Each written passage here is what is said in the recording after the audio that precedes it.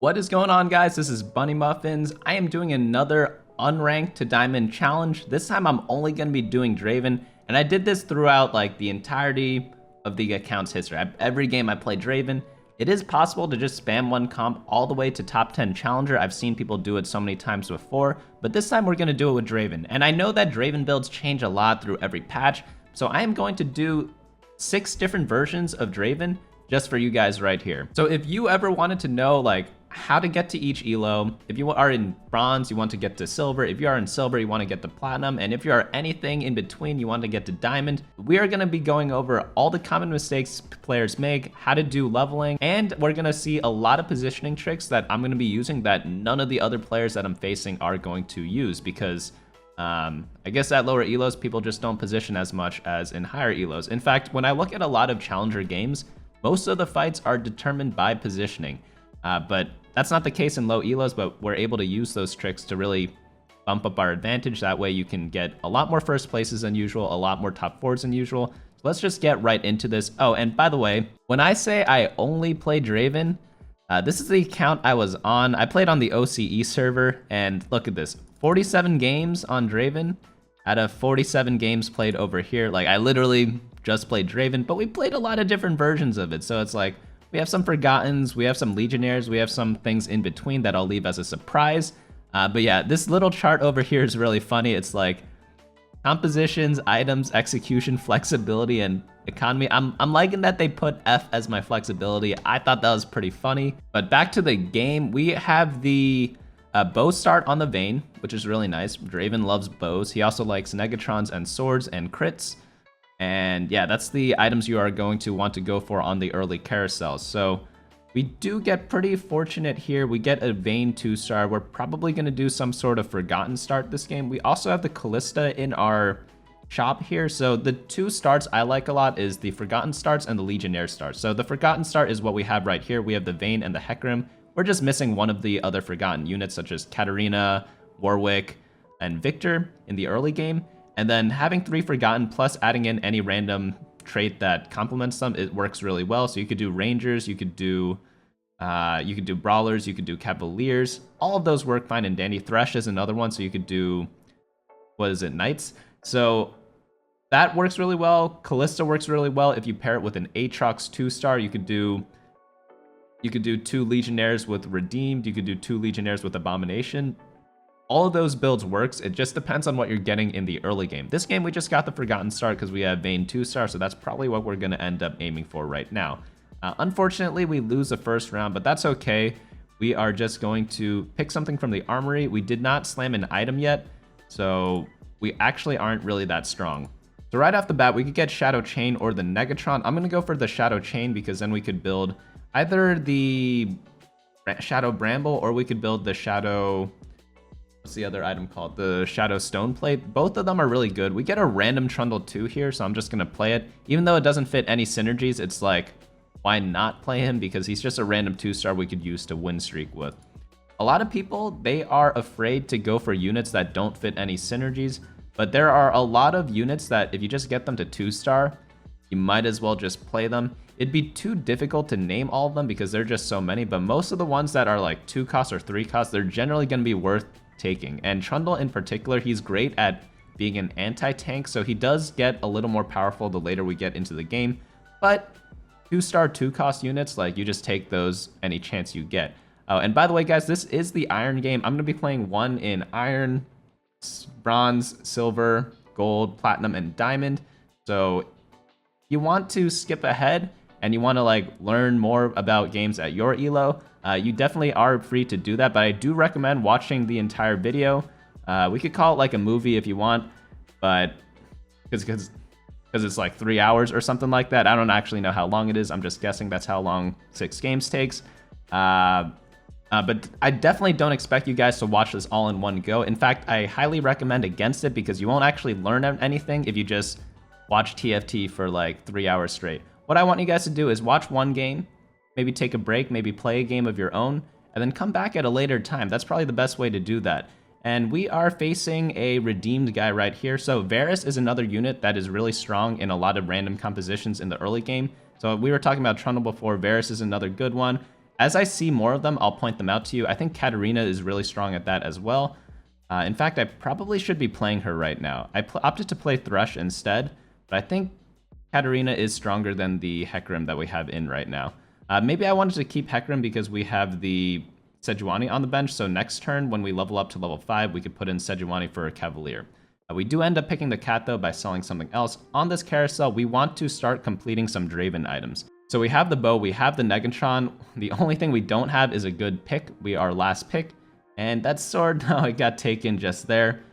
So out of these options, probably Negatron would be the best, is what I'm guessing. Did we end up, oh no, he ended up taking it from us. So we'll just get an extra chain. Rod isn't really that useful in this composition. The only item it really builds are Mordekaiser items, which don't get me wrong, Mordekaiser is very important too if you go for Legionnaires. I forgot what I was going for this game, but Chain Vest could be used for just a bunch of random tank items because tank items are useful in honestly any composition. So we leveled up to level 5 here. We dropped in the Sejuani for Cavalier that we were talking about before. And unfortunate, we don't really have any good items yet. We have the Bramble Vest, which is fine, but it's really not anything that you're aiming for every game. But a lot of times you need to just build items that are on your bench because then you get more value out of them. A lot of people, they're very greedy with their items. And when you do that, you end up losing a ton of life points. And well, in TFT, if you go to 0 life, you kind of lose the game, right? So you definitely want to avoid that by building items as often as possible. Like, there are exceptions to the rule, but my general rule of thumb is if you have more than 4 or more item components, you want to build an item at that point in the game. Again, there are exceptions, but in most cases, that is the rule you want to follow. Since we are forcing Draven, we might be a little greedier because we're not playing flexibly, but especially if you're playing flexibly, you should be building items as often as possible. This guy's got a Vladimir with the Sunfire Cape. Trundle was able to take him out there. Trundle, again, great at taking out tanks, but we're still going to take a big loss here because we are just getting outclassed. I'll be honest with you guys from his composition. We didn't get like too much from our start. We are running this random Trundle, so it isn't that ideal to have in this type of game, but we'll see what happens after that. We have 3 skirmishers in right now. It's a decent trait in the early game, but I think we do need to clean up our bench to make it to 10 gold.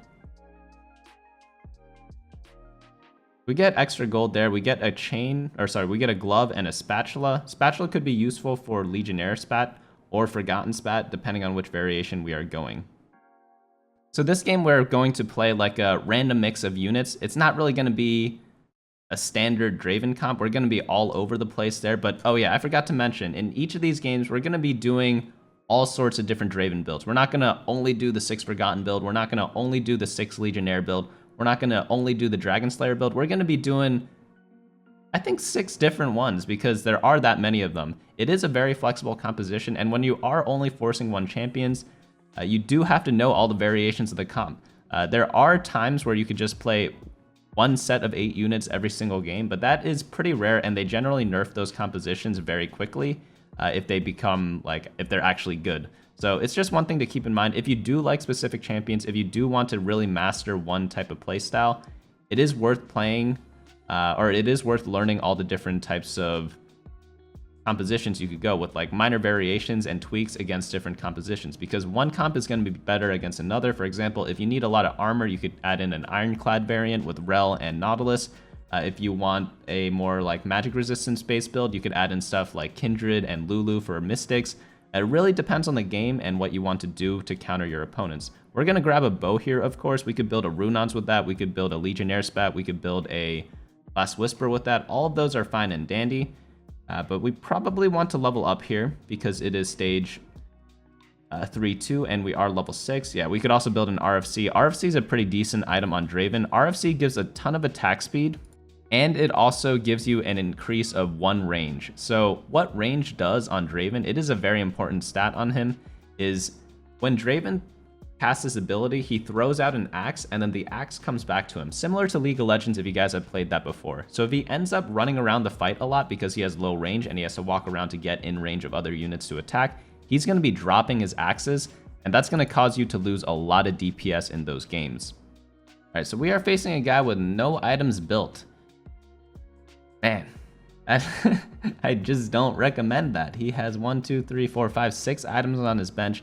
He clearly did not watch my 9 tips to instantly climb video. I'll be remaking that because that was for an old set. All the rules still apply, surprisingly, but I will need to make some tweaks and updates to that. I'll be releasing that soon, so if that is of interest to you, I do recommend subscribing below if you guys have been liking what you're seeing already. But yeah, like you definitely need to build items if you have 6 components. Preferably do not have more than 4 components that are not built. So on this carousel, we have, I mean, we're at that point right now, but if you have a spatula, like it makes things a little more difficult. So that is like one of the places where you can have an exception. But notice how we built the RFC, even though that's not like one of the best in slots on Draven. It is very good, but there are better items. It just depends on the patch. But we grab the sword there. We could build a Bloodthirster with that. Like RFC Bloodthirster is going to be a great combo on Draven. So one thing you need to keep in mind whenever you're building carry items is you need a mix of damage, you need a mix of survivability, and you need a mix of like, and within the damage component, you need a mix of different types of damage. So if you're looking at critical strike damage, if you're looking at pure attack damage or ability power damage, you need a mix of all. I would not do a pure attack damage build. I would not do a pure attack speed build.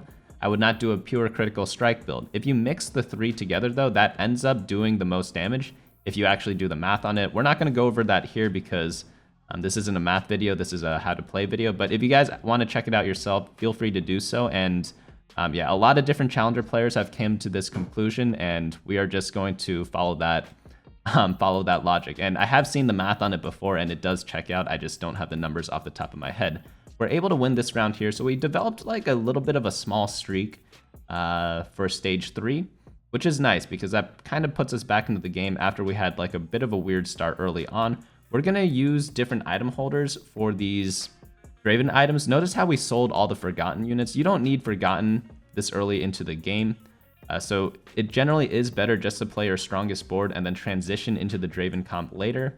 Right now we were playing Skirmishers as the item holders with Udyr holding the RFC and the Bloodthirster. Now we're going to drop it on Aphelios. Hopefully we can find a Ranger later to really make use of these items. We also probably should have put Lee Sin in because he is a Nightbringer. He's going to give that stat to Aphelios. So I probably should have played him over the Nidalee.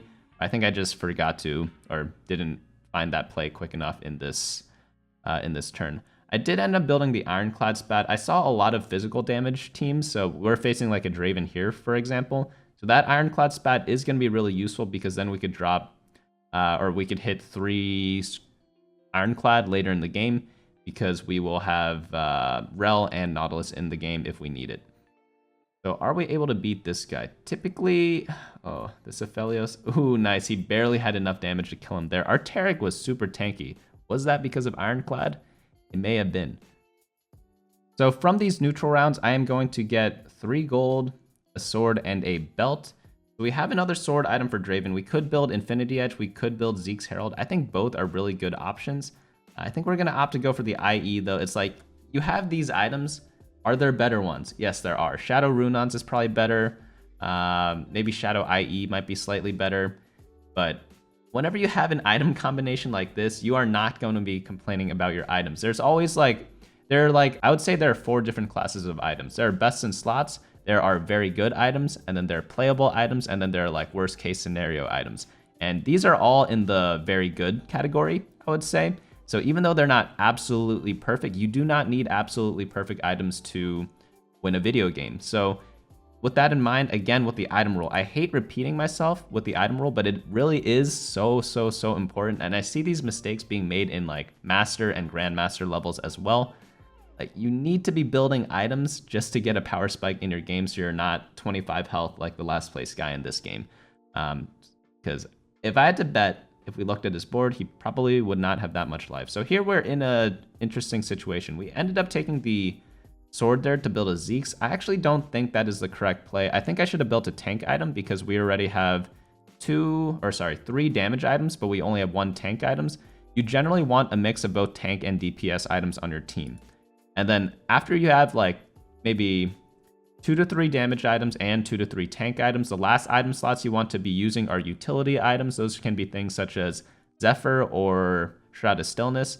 And of course, this little formula that I have on like how many items you should have of each. It changes depending on the composition. So if you're running like a solo carry comp such as Draven Forgottens, you want 3 damage items on Draven. If you're running a double carry comp such as a Legionnaire build where you have Mordekaiser and Draven carrying the game, you could do like 2 items on each for 4 items total and then have like 2 tank items after that. It all depends on the composition you are running. Dude, look at this Trundle. He was able to tank that entire sign. Oh no, but Zyra was able to put him away. There goes the win streak. A little unfortunate there, but it's okay. We're at 77 life. We are the lobby leader, and we could afford to take a couple of losses. We're definitely doing what's called a fast 8 strategy. So fast 8, it just means trying to get to level 8 as fast as possible. And you want to do that strategy when you are going for a 4-cost carry. So right now we're going for Draven. And yeah, so no brainer. We want to, Draven is a 4-cost. We want to be doing some sort of fast 8 strategy. So that's what we're doing right now. This guy's level 7. He's 10 gold. He does have a Draven, but rolling down on 7 means you're not going to get a 2-star Draven in a lot of your games. Of course, there are those random times where you just hit Draven 2-star at level 7. Like, it happens all the time, but it's pretty rare compared to leveling up to level 8 and trying to get Draven there. There is a downside for fast 8ing, and that is if you are low life, you cannot do that strategy. So we are high life right now, so that is something that is available to us. So that's what we're going to do, because that's going to give us the highest chance to get a better placement in this video game. So now onto items. Again, we want to look for some sort of tank item, some sort of utility item, especially after building the Zeeks. I consider the Zeeks kind of like a damage item because it's primarily just there to buff Draven. I could probably go for the glove, tier, or the chain here. So with tier, I could build something like Redemption. I really love Redemption in this new set because it just heals so much. It's actually incredible. I could also build something like Frozen Heart if I ever get a Diana in the game. There are just lots of different options with tier. Maybe Chain Vest or Glove was better in that situation because with Chain Vest you could build stuff like Shroud. But pretty much any of those options would have done fine. I don't think there's actually that big of a difference in that particular choice because the item we get from Raptors is random. Or if we even get one at all. I think we do get maybe 1 or 2 items from Raptors right now. So this guy is, oh, and that number, if you guys are new, it like changes during the game. You get a set amount of items every game. And it really just depends. Sometimes they all drop on the Krug rounds. Sometimes they all drop on the Raptor rounds.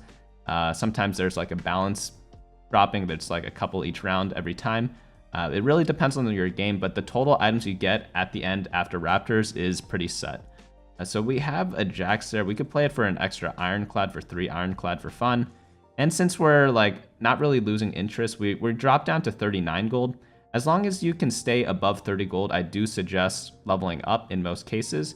And 39 gold, like we could always sell this Ashe if we really need to hit the 40 gold threshold if we end up losing this round. But if we win, we get an extra bonus gold, which is really helpful because then we won't have to sell anything. So looking at this Aphelios, this guy's facing off against a Vel'Koz. Vel'Koz has great items right now, but he got stunned by the Ashe, so Ashe is really the MVP there, but this guy's team is really tanky. I don't know if we could blow past that. I guess Trundle's pretty tanky too. Trundle's kind of like an anti-tank. He steals stats of the enemy team, so if someone has a really tanky team, Trundle can just like eat them or bite them, and then he just gains all their tank stats. We still end up losing there. We sell the Ashe, and then we finally hit the Draven. So all things considered, we never hit our actual carry until now. We kind of have like a hodgepodge of units right now. We don't have anything set in stone here. We're not even running like any Draven synergies quite yet. So we definitely will be looking for those. I guess we have Legionnaire from the Riven, but we're definitely missing a lot. You need to run more than just 2 Legionnaire whenever you're doing a Draven comp. You need to add in either like some form of Forgotten or more Legionnaires. Both of them work really well. Or you could have like a lot of tanks, but we have neither of those right now. So that's what we're going to look for on this roll down. So we get to 50 gold, which is nice. We get a bow, which kind of sucks because I guess we're building a static Shiv, kind of useless. But let's do the roll down right now. Nothing too good here, nothing too good there. I'm honestly just buying random units. There's a Jax too if we want it. I'll buy it just so we can perhaps save up more gold. There's a Kale. Kale's going to be good for late game carry, and she's going to be good for getting more Legionnaires. So there's a Thresh. I skipped that. I apologize. We could get a Riven. We could finish Pantheon, and we also got a Draven. We're still looking for a couple more things. I want to add in Rel over the Jax, but Jax is 2-star right now, so I don't know if I want to replace him quite yet. These items should go on the Kale. Kale's going to hold all the other items. Kale's like a pretty decent late game carry. It depends on the meta, depends on the composition, but oftentimes she's pretty good. We have the Static Shiv right now. Static Shiv on Kale, does it even work? So Static Shiv is made out of a tier, so it gives mana. Kale doesn't use mana. So maybe I could put it on someone else. I'm not really too sure. But looking at his Kale, she is like, that animation's so fun to watch. I guess my Kale is doing it too. Is Draven able to do it? Okay, Draven barely scraped by on that. Man, our Draven did like 0 damage with 3 items. We really need more synergies for him, and we really need him 2-star for him to actually do work. Let's roll down. There's a Rise. We need to put in Forgotten somehow. Man, this is just really tough. We have so many things on our bench, and our board is looking really weird right now because we have this Trundle 2-star. We need some 2-star tanks. We need like Rel 2, we need like Nautilus 2, some things of that nature. I probably want to run this Viego, right? Because Viego is both a Forgotten and a Skirmisher, and that's kind of what we're running right now. Probably also want this Mordekaiser for 4 Legionnaire, but ran out of time there. It's okay. Like, mechanics are important if you're playing League of Legends, if you're playing shooters like Valorant. But if you're playing TFT, they do hurt you. Like, I got hurt by having horrible mechanics in this situation. But honestly, if you have very solid fundamentals, you don't need mechanics to play TFT. Like, it obviously will help, and we perhaps could have saved maybe 20 life or the 11 life that we took here. But in the long run, you could get to Challenger with having like Grandpa mechanics. Like, there's so many players that do it all the time, so don't let that hold you back as like a mental blocker if you are struggling in TFT mechanically, because honestly, it's such a small part of the game. So we end up selling our Trundle there. We're gonna drop Rel in. We don't need Jax. We should be selling Jax, but it's just really hard to fit everything in right now. And we still need to find this Draven 2-star. I definitely should be rolling. I'm just really too slow. I'm gonna be honest with you guys. I was just trying to figure out my team on the board first. I should be picking up Rise. I don't know why I skipped him in this game, but let's put these items on people.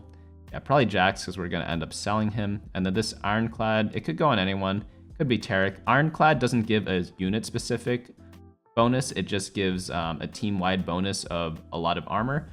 So you could literally put Ironclad spat on anyone. But it's generally better to put it on a tank because it does give a little bit of armor from the chain vest component. All right, so we're going into the carousel now. There's another Ironclad spat if you really want it. We probably do not. We could take it if we are trolling, but I think probably a Sunfire Cape or a Hextech Gunblade would be useful if we're going for a Mordekaiser type of build. But we don't have Mordekaiser yet, so let's just get the Sunfire Cape. Right, so I dropped that on Jax. Again, we're selling Jax, so we could just use him as our default item holder. We could use like maybe a Darius. Darius would be really good to replace him with. Because right now we're just running a lot of random units, and sometimes that's enough to win a game. You just play your 2-stars instead of playing like very specific compositions that are all 1-star. And I definitely still need to put this Rel in. I think 2-star Jax is better than Rel. I'm not really too sure. We're keeping Nautilus in because he's giving us Knight synergy with a Tarek. Tarek's a very good default tank in a lot of different compositions, and he's giving us Verdant with Kale.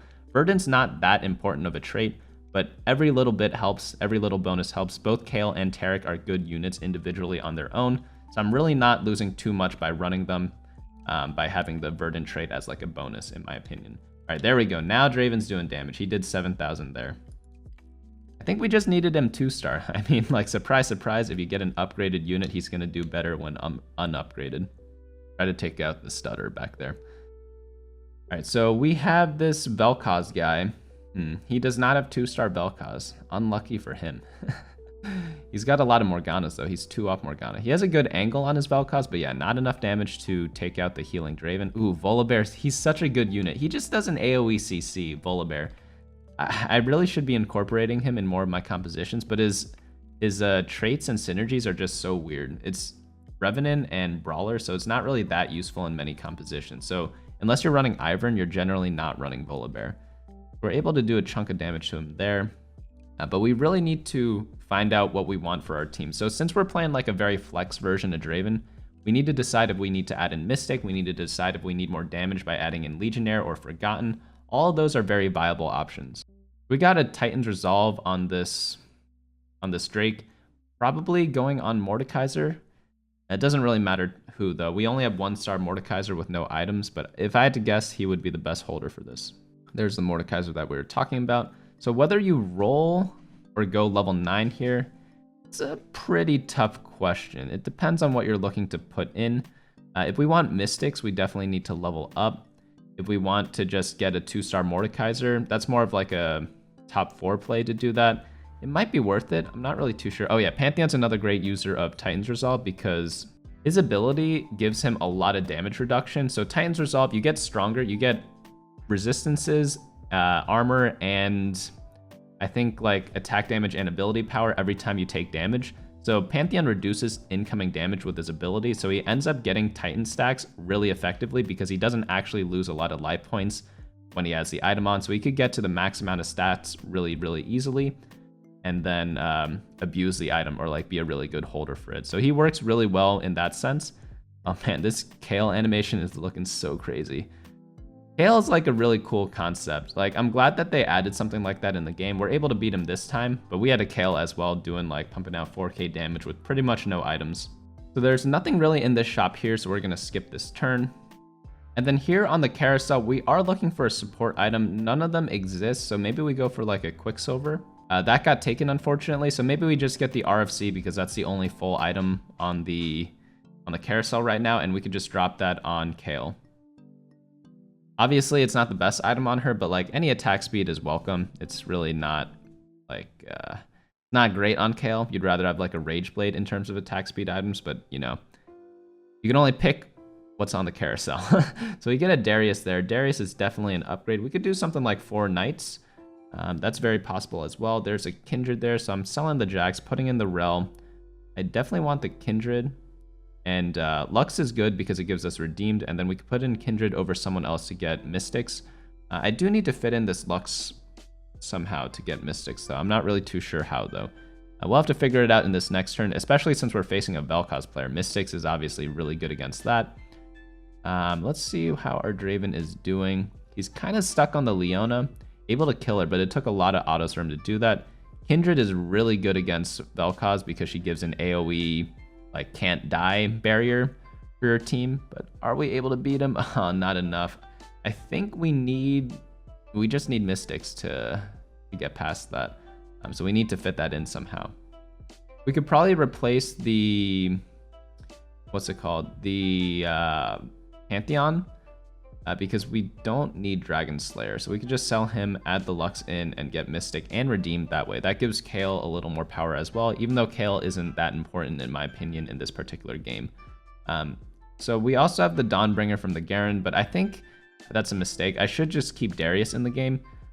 This was one of the first games that I played on this on this composition, so I will note that like obviously the first time you ever do something, you're not going to be as experienced on it. And Garen is worse than Darius in a Draven composition because Darius reduces armor on the units that he uses his ultimate on. So obviously when Draven does a lot of physical damage, you want armor penetration. So it's like, it's a no-brainer that he's better than Garen. Garen gives magic resist reduction. So if you are playing a Vel'Koz, you definitely are going to be running Garen.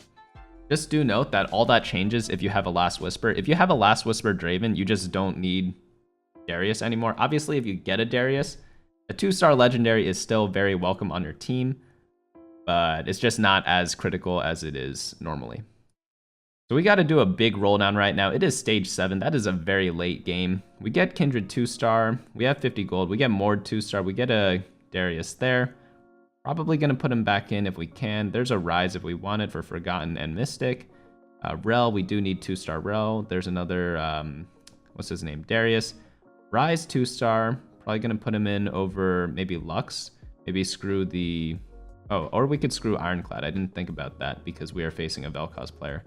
This Chalice is probably going to go on the Kindred because she uses mana, that way she ultimates faster. We're facing a Mordekaiser Abuser. I hate Mordekaiser. He almost has Mordekaiser 3. He has 2 Mordekaiser 2s and then 2 more on his bench. You need 9 Mordekaisers to get a 3-star. And he's got 8 of them, so that's actually pretty scary. Luckily, we're able to beat him here. Hopefully he doesn't get it because I actually forgot if he gets it or not. So in this new shop, we got not too much to do there. We really just want this Darius 2-star. Obviously, I already pointed out this mistake, but we should be replacing the Garen with the Darius right now. We're doing one more roll, nothing there. All right, now we're facing the Draven guy again. We should be able to beat him again. We beat him once already. Oh, he knocked out the other player. That's actually crazy. So he knocked out the Vel'Koz player that was beating us like repeatedly. So that means we should upgrade this rel, take out 3 Mystic, only play 2 Mystic. Okay, it doesn't matter. We're able to win that game. So that is the game in Iron. Hopefully you guys enjoyed that. We're gonna be doing silver, gold, or bronze, silver, gold, platinum, and diamond after this. And again, this comp, we were doing like all sorts of flex stuff. We were just running random units. It was like just Draven plus 7 other units. In the other ones, we're going to be doing all different compositions. We're going to be doing Legionnaire. We're going to be doing Forgotten. We're going to be doing Abomination. I think there's 1 or 2 other ones that I'm missing, but definitely stick around for game number 2. All right, let's hop into game 2. This is going to be in bronze, and we got a Negatron cloak off the top. Negatron for Draven, it builds stuff like Runons. It builds stuff like Bloodthirster. Tons of different options there. You could also build all the tank items, which are really helpful for the front line. All that is all fine and dandy. It just depends on what you're getting during the game. So we get a bit of a gold star, and we see a 2-star Ziggs right here. We're going to go ahead and grab that really quickly. Getting any 2 stars early, really helpful, pretty much no matter what you're trying to do. So that's kind of like a no-brainer. And Ziggs isn't the best holder of the cloak, I get it, but you know, a 2-star is a 2-star. Especially if you are in lower levels such as Iron and Bronze, and all the way up to maybe like Gold or Platinum. Getting just random 2-stars in the beginning helps your early game so much because most people do not know what synergies are strong at that point in the game. So if you just have like 1 2-star or 2 2-stars, you can often just win streak all of stage 2 with this type of board. All right, so we start off the game, stage 2-1, we have a Negatron cloak and a glove. Can't really build any items yet. We're gonna wait till the armory next turn to figure out what to build. And here's the critical decision point. Do we wanna level up or do we wanna stay level 3? So since we do have a 2-star, it makes a little bit of sense to level up just because we want to get a win streak early, as I talked about before.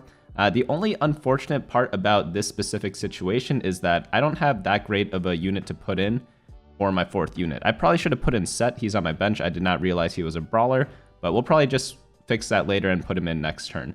So here in this fight, we are against someone who also leveled up. He's running...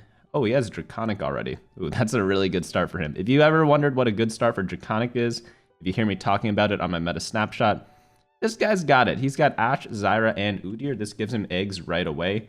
And obviously, whenever you're playing Draconic, eggs are very, very useful. We're able to take him out there and start, hopefully, what is a win streak. I probably should pick up this Leona. I don't know why I did not.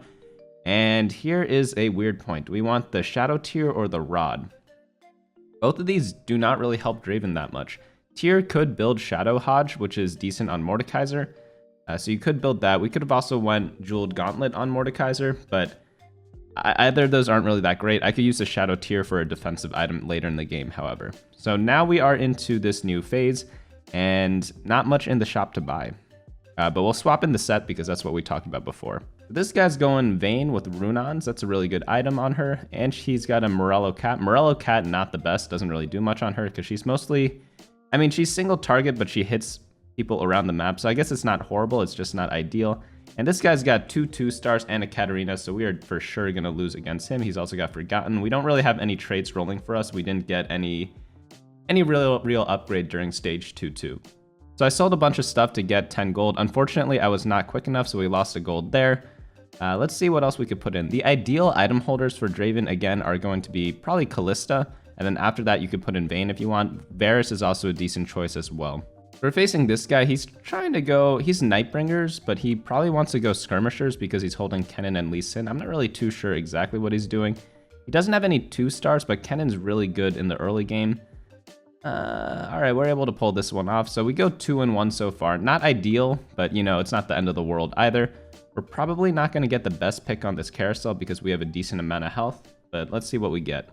We definitely need to start building the Draven items. So for Draven, you could use all sorts of items. You could use Infinity Edge, Last Whisper, Bloodthirster, Runons, Shadow Runons, Rage Blade, Shadow Zeeks. There's honestly like so many different options. I'm going to opt for the belt here because I want to build a defensive item with a tier because I couldn't really get anything like a sword or a bow. So we were still able to win that round, which is nice, but hopefully we put in the 4 brawlers right now. Again, this is a review of my old games. It's just easier to do that way because I could tell you guys all my mistakes, everything that happens, and like walk you through more things that I normally could if I versus me recording live. Because when you record live, you're trying to pay attention to the game. You're also trying to provide educational commentary, and it's really hard to do both. So that's why we are doing a VOD review. All right, so this guy is going Rage Blade on Kalista. That's a pretty good combo. Even with Shadow Rage Blade, it does hurt herself, but it's still a decent item in the late game on a lot of different characters. You just need to make sure that they have some sort of built-in healing, either with like an item or from a trait. This Scion is a little scary, but I think we're able to beat him after that. Scion's, he comes out really strong and attacking really quickly, but once his first couple of seconds of his bonus wears off, he kind of gets a little slower in his attacks and he's much more manageable. So he sometimes like bursts the first target completely really quickly, but then afterwards it's like not so much. I'm glad we're able to test out the 4 brawlers in the early game because this is something that I have not played that often. But if you get a 4 trait synergy this early, how bad can it be? Brawlers do give a lot of health, so it's something to try out in some of your games. I'm not saying always go for a 4 brawler start, but when you get it, definitely try to play it. We got a bow, which is very welcome, and we got another bow, also really welcome. So we could build RFC as well. That's one of the items I forgot to mention before. That's really good on Draven because the longer range he has, the less he has to walk. And the less he has to walk means he gets to keep his axes a little longer than he normally does. So if you built Runons and a Last Whisper here, or if you built a RFC, I can't really fault you for either. Both of them are really good options. I'm going to go for the RFC this particular game just to try it out. And I'll put the Negatron on him, maybe we get a Bloodthirster. The classic build on Draven, at least in like previous sets, was like Bloodthirster RFC, but they have changed RFC a little bit in the recent set. It does not give as much range, but it's still nice to have on Draven just so he does not have to walk as much. Because again, the more he walks, the more he has to pick up his axes. This guy's got an Ash too. Oh, this is a Draconic guy we faced before. You guys see how strong Draconic is now, right? It could be on stage 3-1, and he has 2 3-stars, or 2 2-star 3-cost units, which is, I mean, that's always really good, no matter what stage it is, but especially at stage 3. All right, so now onto this armory, we get a glove or a tier. I'm gonna go for a glove so we could build, it's a little more flexible than what the tier can get. We already have 1 tier item. I don't think we want another one, but we'll level up. We'll put in, I guess, Riven for Legionnaire. Doesn't really matter too much what we put in right now. So I ended up slamming the Thieves on Yasuo. I really want to just build more Draven items, so that would be either from a sword or a bow to build either Runons, Shadow Runons, or any of the Bloodthirster variations. Thieves is decent in most cases as just like putting on a random 2-star unit. It's great for early game if you don't know what to build and you're kind of like flexing different comps. But if you are forcing something, it theoretically is better to hold off on building a Thieves Gloves and go for perfect items instead. But if you're playing flexibly, it is a good choice to put in. All right, new shop. We could go for like some sort of Forgotten build. I think I wanted to try a Legionnaire build this game, but we did skip a lot of Katarinas, which is a little unfortunate because she is super strong in this game right now.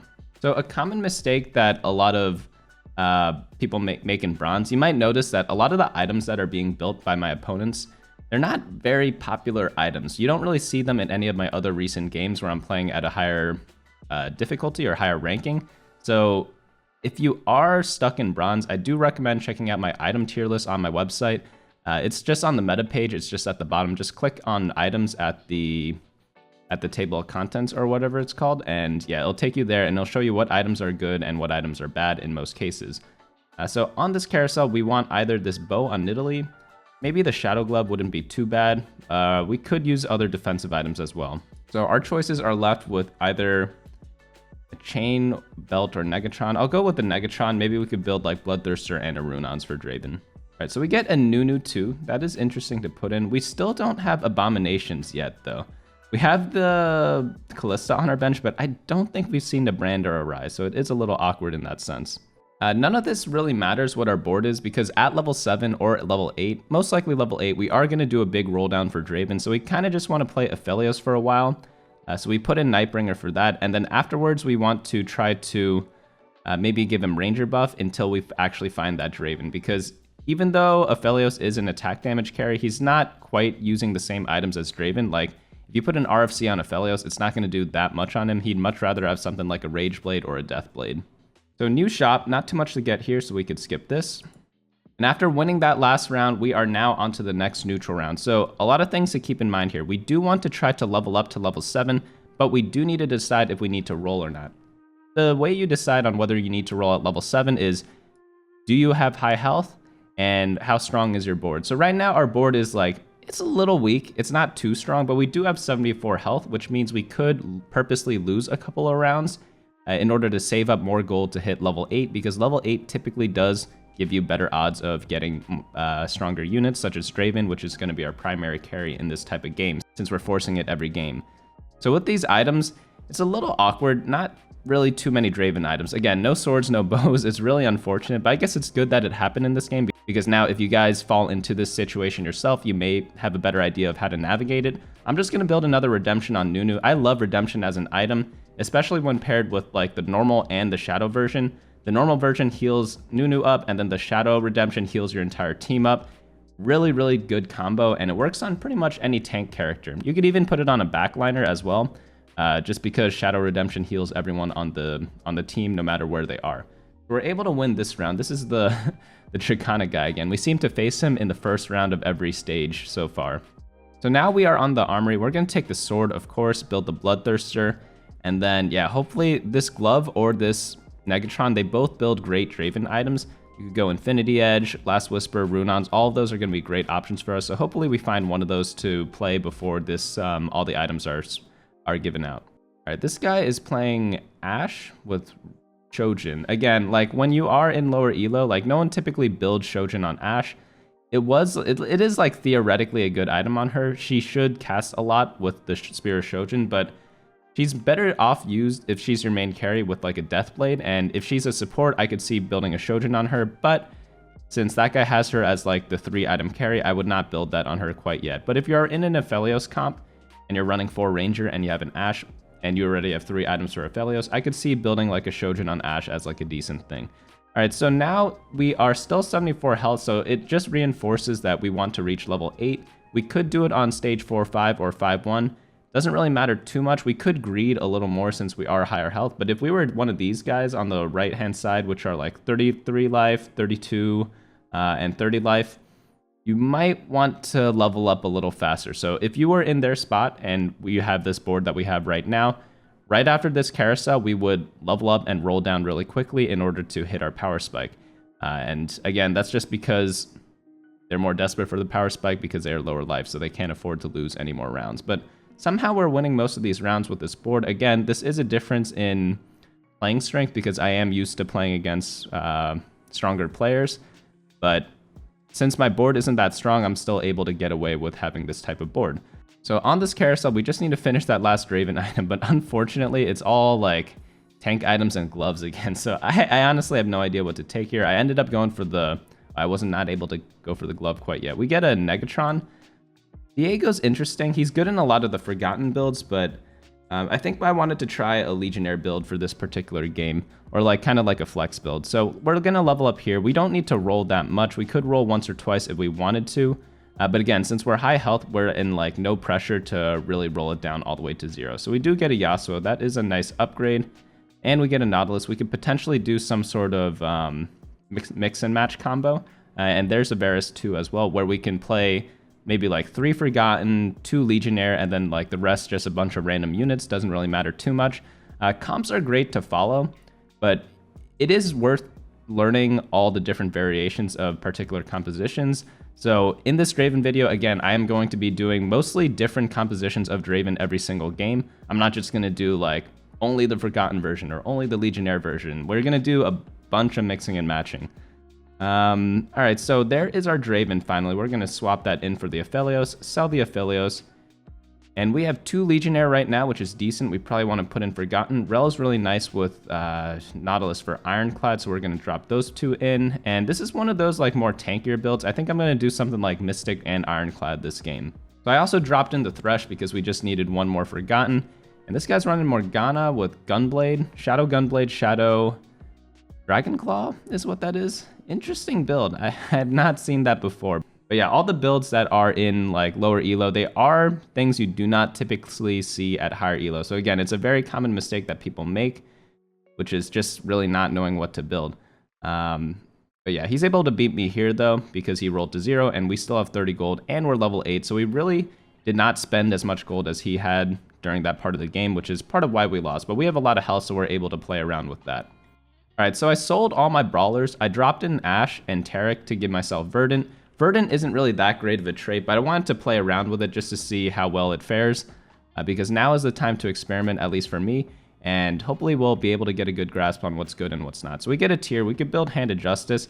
I do not really like the new Hand of Justice for champions like Draven, who do not use ability power that well. Also, we're going to do a roll down here because it is stage 5-1, and that is when we said we were going to do a roll down before. We're going to pick up this Draven. We're going to pick up this Rel. We see a second Rel, and we see some Kindred, so we'll pick her up as well because we could put in Mystics. And probably don't need the Ashe anymore because Verdant isn't a real trait. So we finished the Taric 2. That's nice. There's the Lux 2 that we wanted. And yeah, Taric needs to be repositioned a little bit. Redemption, the regular one, only hits people who are next to Taric. So, or next to the person who's holding it. So we definitely need to reposition there. Shadow Redemption hits everyone or heals everyone on your team. So you don't really need to worry too much about that. I put Dragon Claw on Draven. I kind of like this item a little bit. It's like a very, like obviously I'd rather have a third damage item, but I really just do not like the new Hand of Justice, especially since we already have a Bloodthirster. Hand of Justice, the way it works is 50% of the time it gives you healing, 50% of the time it gives you attack damage and ability power. However, since we do not need the ability power and we already have healing from Bloodthirster, it's kind of not that useful in this particular item combination for Draven. So there is our Rise. We'll drop him in. We could play 3 Mystics for a bit. I think we want to get to 4 Forgotten as well. There's Nautilus 2 for Ironclad, and man, we really need this Draven 2 at this point in the game. Unlucky that we're not finding it. Darius is pretty useful as well. Darius shreds armor, so if you do not have a Last Whisper, Darius is a pretty good person to add to your team. And he could probably use the Hand of Justice pretty decently as well. But we'll probably buy him if we are able to win this round. Let's see. This guy has Ashe 3. Holy cow. Insane.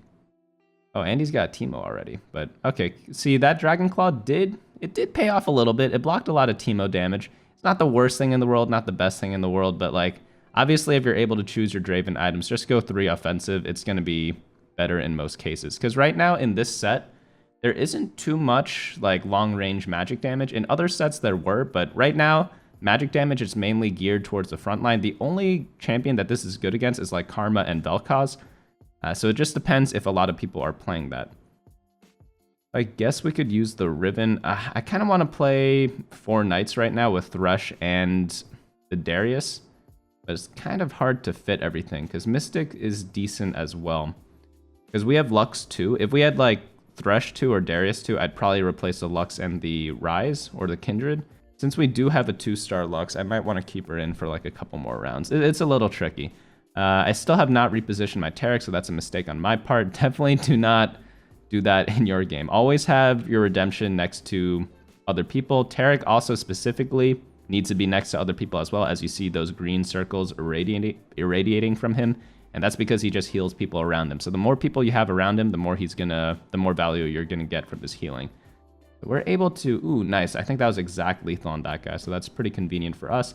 We are in top 4, so that's already good, because that means we get to climb a little bit. So on this carousel, we're going to go for a Trap Claw. Trap Claw is a decent item in the late game because it just stuns someone. Like, you're never mad about stunning anyone. We could have alternatively gone for like a tank item, but they all kind of do the same thing. So we're going to pick up this Rise 2. We're probably going to sell this Garen. And what else do we have here? Okay, so we hit a Ribbon if we need it. I don't know if we need it. We could play 4 Legionnaire, but we kind of need like a Mordekaiser or a Kayle to really do that. All right, so this guy's running Mordekaiser carry, and he's got a 3-star Ivern. Holy cow. I don't think I've seen a 3-star Ivern before. Obviously, like when I played this game, like that's when I saw it before. But I mean, like before this game, this was the first time seeing it. It is actually pretty good. Like, he's just so tanky. Like, his Daisy's taken 0 damage. And then his Mordekaiser's just going to demolish the rest of my team. Oh, man. That is not cool. We are at 34 life now. So we are starting to get a little scared. But you know, it's okay. You don't have to win every game. Based on our items, we have only 2 good Draven items, and also we do not have like Darius 2, we don't have Kindred 2, we don't even have Draven 2, so if we get 3rd place in this game, which is what it's looking like right now, I'm not even that disappointed, I'm gonna be honest with you guys. Normally, when you are uncontested Draven, you hit him a little earlier than this, but we are just not seeing him. Okay, we finally see him there. Am I able to buy him in time? No, I am not, so I'm just gonna go ahead and lock this shop and just buy him for the next round. I probably should have sold my Riven to buy him, but you know, it is what it is. So this guy's, okay, maybe one other guy's going Draven. Wait, he only has Draven 1 too. How does he have so much more life than me? Questions to be answered later. Oh, it's because he has 2-star of pretty much everything else, I think. We'll figure it out later. He does have better items than us. Shadow Runons is great on Draven because he has really high attack damage, especially if you go the Forgotten build. And we didn't do too badly against him. You know, we killed a couple of his team members, and it's not going to be that bad of a loss, I think, if we're able to kill the Morgana. So we take, I think we were at like 34 before, so we took 11 damage, not the end of the world. So there's our Draven 2 finally. We see a bunch of ability power items on this dragon, so those are pretty useless to us, but you know, that's okay. And we got 3rd place, so that's pretty good considering everything that happened this game. Alright, so I am going to, I guess, do like last minute roll downs. Maybe we hit a Kindred 2 or something like that. Because when we're at 23 life at this point in the game, we have like 2 lives left. Not too much to really play with. So we could go ahead, lock this shop, and I really need to sell this Riven. There's got to be something better I could play than Riven or Yasuo. I could sell Yasuo as well. It's probably Darius. So I don't really know why I sold my other Darius. That is questions to be answered part 2. I'll just throw the hat on Rel, I guess. There's not really anyone that does anything with it. Alright, so this guy has Darius 2, Draven 2, and Ivern. Oh, wait. There were a lot of Draven players. Remember how I said there weren't any? There were. I just didn't pay attention to what my opponents had. I was too distracted by the Ivern 3 to really, to really sniff that out. But okay, this guy absolutely destroyed us. Yeah.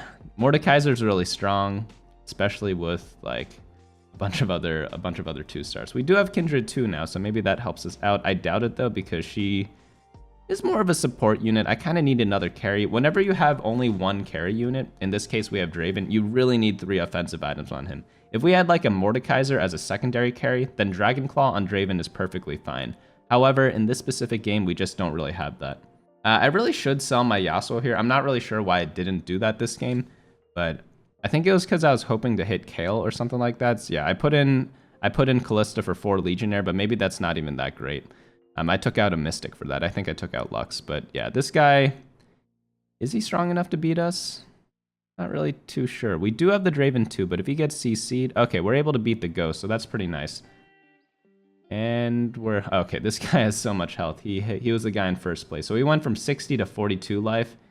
And all right, that's a little rough. So we lose to the guy with 15 health, but we're able to beat the guy with 42 health, which most likely means we are going to be out of this game. So there's a Kale. I could play her temporarily for the 4th Legionnaire. And the other guy hit Draven too. So yeah, we're probably out this game. Okay, it's it's the Ivern 3 guy again. Man.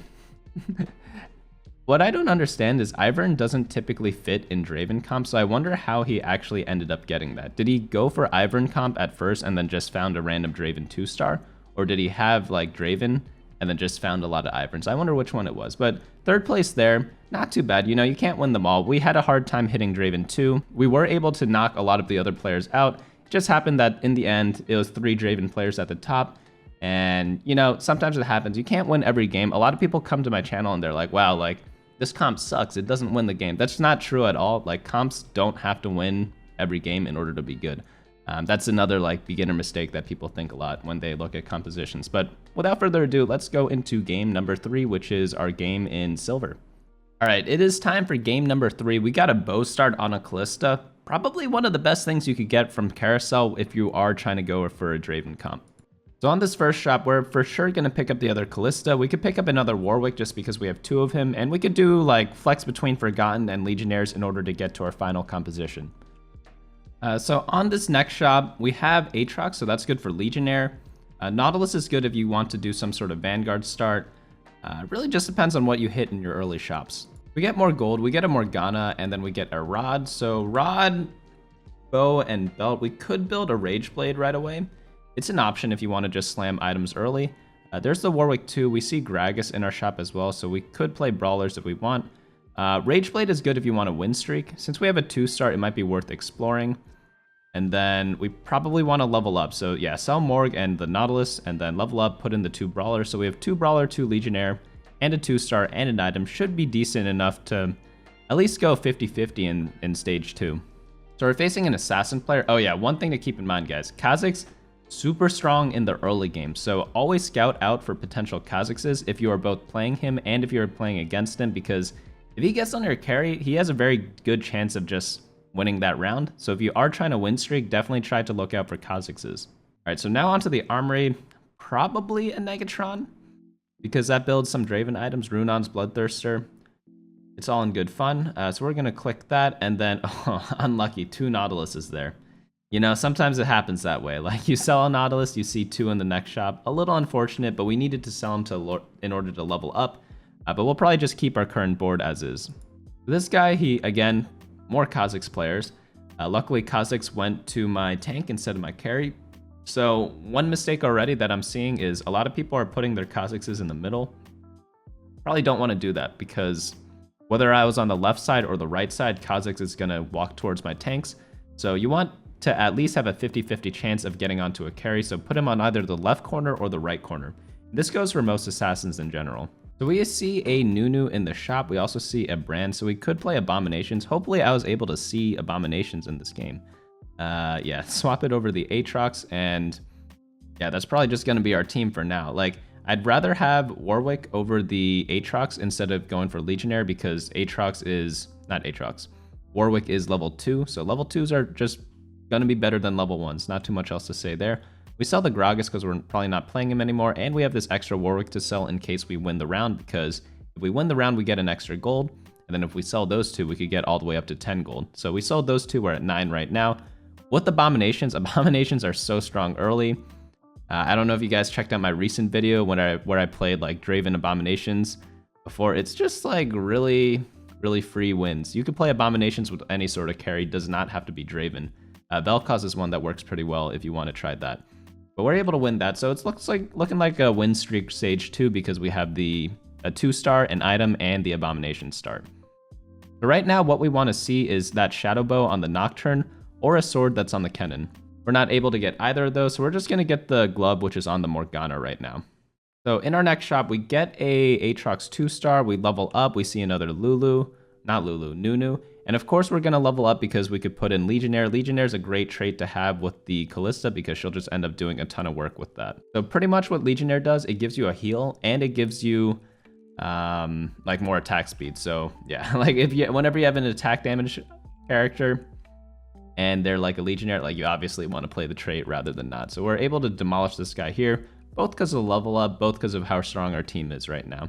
Oh, and I forgot to mention, I slammed a Trap Claw on my Nunu, and Trap Claw is really good to play on the Abomination, because you get 2 charges of it. First, on the unit that you put it on, in this case it is Nunu, and second, when Scion comes charging out, he will also have like a charge of Trap Claw. So you kind of get like double the value from that item.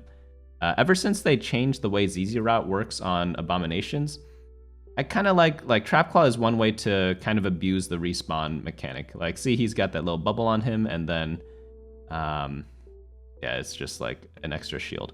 So we're able to beat him here. That gives us a big win streak going into stage 3, which gives us a bonus of 6 gold, which is really nice. We get Callista 2, that is amazing. I'm going to buy Thresh. Maybe I could start prepping for the Forgotten bonuses later, but we'll see what happens in a little bit. We're probably going to end up selling the Thresh in order to make interest, because we're probably going to be playing these Abominations for a very long time. Ooh, what is this? Oh, I thought it was going to be 2 spatulas for a moment, but you know, I'll take a Nico and some gold instead. Like that is all fine and dandy too. So in this new shop, not too much to look out for here. So Bloodthirster is an item that we've been building a lot on Draven, so I don't think we should hold off on building it. I think we should just slam it right now. In this particular game, I opt off on building it right away. Maybe I was waiting for the little armory later. Maybe I could get a shadow item, because Shadow Bloodthirster is a little more useful. But I feel like I should have just built it to protect the win streak, because we are on such a big one. And does it end up mattering this game? No, it does not. So we're still able to win, so we don't get punished for that. But maybe I should have built it. I'm not really too sure. Oh, fun fact, whenever you guys are... Okay, yeah. No... Wait, you can't get shadow items from stage 3 armory. So it was just a mistake. Just build the Bloodthirster right away next time. But yeah, one thing that is pretty much like a common mistake as well, but it is doubly punishing whenever you play Abominations, is don't put singular item components on most units. A lot of people, they like to like throw a belt on someone or throw a sword on someone to get like extra value, but a lot of times if that unit ends up being like a key unit later in the game, you end up like wasting that item and you might have wanted to build a different item instead. But especially when you're playing Abominations, if you have like, say I had an extra belt on Callista, that item could potentially get thrown into the Scion and kind of mess up the like Abomination trait. He could have gotten a full item instead. So we won the last round. We're at the carousel now. We have the option of Tier, Belt, and Shadow Belt. None of these are really that good. I guess I'll grab the Shadow Belt. Maybe I could build Shadow Redemption. You guys know I love that item. But yeah, here is where things get a little tricky. A lot of people, they say go to level 7 on 4-1, but there are some exceptions. You could go to level 7 on stage 3-5 if you are win streaking, or if you could remain above 30 gold. I think in this situation, we're able to do both. So I'm going to go ahead and level up and just play an extra unit. Hopefully that keeps us win streaking for like the rest of the game. What to put in though? I guess I could put in Mystics. All right, so this guy has a full 1-star board, so we should be beating him here. Who gets this belt? I could build Shadow Trapclaw. I've never seen that item being used effectively yet. It's a really funny item. I feel like it has some hidden uses that people quite haven't figured out yet. So if you guys have figured that out, definitely let me know down in the comments. But all right, we're able to clean this one up. This guy went to level 7 as well, but he went down to 10 gold. I don't like that at all because it's really hard to econ back up to 50. So unless you are super desperate, never level up unless you could keep at least 30 gold. So we're going to buy Ivern. We're going to buy a couple of these other guys. Nah, never mind. Sell Ivern because we want 50 gold and keep the Thresh. Thresh is just in case we go for a possible 6 Forgotten or even like 3 Forgotten Draven type of build. This guy has Ash too, but he doesn't have any items. He's got like 4 items on his bench, which is quite a lot. So we should clean this up, which gives us like so much gold going into the next round. It's actually crazy. Like it's normally like illegal to have this amount of gold, but we're able to do a huge win streak here. And yeah, like you always want to be this guy. There is the Callista. We don't really need her. We could pick her up in case we want to replace her later, but we're probably just going to try to go to level 8. We're definitely doing a fast 8. So last game I was talking about like, when do you decide to roll at level 7? When do you want to go to level 8? And this decision like haunts a lot of players, but you really just need to look at your life total. You need to look at your board, and that will answer your question for you. So we are 100 life and we have a strong board. So this one's a no-brainer. Wait till level 8 to roll. When we were in the other game, we had a lot of life, but not that strong of a board. It was a little more borderline, but this time it's like, it's pretty self-explanatory. All right, so now we are into this next fight. This guy has, man, why is no one building items? Like common mistake number like 5. I don't know how many we've counted, but like he's got 1, 2, 3, 4, 5, 6 item components on his bench. He finally threw some on his Karma, but like, that's a lot of unbuilt items. That's a lot of, like, I'm making a mistake too. I only have 4, or I already have 4 items on my bench. I did build the Thieves Gloves on my Warwick, but it's like, damn, you need to be building items because they give you a ton of value throughout the game. You can't always go for perfect items. Like last game, we built a Dragon Claw on our Draven. Is it good? No. Is it horrible? Also no. Like sometimes you just need to build items to get strength from it to save more life in the long run. So this is a little weird of a predicament. I don't really know what to build with these armory items. Yeah, that one's tough. I could go Shadow Negatron maybe to get like a Shadow Runons, because Shadow Runons is one of the best items to build on Draven. But yeah, that one's a little weird. I'm not really too sure what to build there. I'll throw in Rel. It gives us 3 redeemed really oddly because we have Lux and the Aatrox. Those are both redeemed units, but yeah. These items, I need to build one now because I just said like, oh, common mistake number 10, like don't have too many items on your bench. Maybe I should have taken the Chain Vest to build Gargoyle Stoneplate. I feel like that would have been worth it as well. But I probably should be building something here. I wonder why I skipped when I was actually playing the game. If I were to look at this right now, Like, I took the wrong item from the armory. I think I should have taken Chain Vest to get the Gargoyle Stone Plate, which is what I was talking about before. But if I had these items right now and I was forced to build something, maybe a Zephyr, maybe a Dragon Claw, maybe an Ionic. They're not ideal, but again, you just need to be building something. So there's a Jax if I want to go for 3 Ironclad. 3 Ironclad's useful if you are facing a lot of other Dravens, but I don't think that is the case this game. I think we saw more casters. There's like a Karma player and things like that. All right, so this guy is going for reroll Lissandra, but he has no Lissandra. Oh man, no one likes building items in this game. This guy has 6 unbuilt, no, he has 7 unbuilt item components, 2 on the board, and then 5 on his bench. Ugh, not a good sign for any of the players here. But we're able to beat him, I hope, because like we have items built, so that is one way to do it. All right, so on this carousel, I did want the spatula. That one got taken. I could go for the bow, because again, Shadow Runons, that's kind of the item we were greeting for. We'll just pick that up here. I guess in my case, the reason why I held off on building any items was because I had 100 health. And when you have 100 health, you could afford to be a little more greedy. And yeah, maybe not everyone else had that luxury, in my opinion. But yeah, that is the one case, I guess, where you could greed a lot of your items. Yeah, we're going to drop that on the Callista. And then we'll try to fit Kale in. I'm not really too sure who to place her in over right now. I'm not a fan of Kale 1 without items. Kale 1 with items or Kale 2 with like 1 item is playable, but Kale with no items I really don't think is strong at all. But it does depend on the patch as well, so if you're watching this a little bit into the future, like maybe it is strong enough to play without items. This Ashe is getting a lot of value with that Shojin Rage Blade, but not doing too much in terms of the damage department, so we're able to clean him up here and maybe start a new win streak, because we did lose it a while back. Do note that we are still 50 gold. We could do a slow roll. We could just level up to level 9. Both options I think are fine. If you're running Abominations, like honestly, like you could get away with getting to level 9. But I do think I end up rolling a little bit here. Never mind, I greeted. Maybe I'm just going 9, going for some sort of Kale build. This guy is running Aphelios. He's got Rage Blade, Death Blade. That's a pretty good build. He's also got a GA Morella Morgana. Man, that's such a broken combo. GA Morella Morgana just shouldn't be allowed. I don't know why they keep making AoE CCs on 3 cost units. It's just like way too good for how expensive it is. But yeah, they keep making those units. It was Kennen in last set. In fact, they put it on a 2 cost this set with Kennen 2-star. Kennen 2-star is AoE, and he's got CC, so it's a pretty devastating combo. All right, so we got a glove in this game. Maybe we could build Jeweled Gauntlet or something on Kale. Maybe we could build QSS on Kale. Both items work, I feel like. So we get a bunch of dudes here. I guess we're just going level 9 because, again, we're 86 life. No one's really threatened us except for one person, so we could use our health as a resource in order to kind of give us a higher chance or a higher percent chance to win the game. But yeah, I built the Jeweled Gauntlet and the Zephyr. Zephyr's pretty useful. Like this Shadow Zephyr, it lasts for a very long time.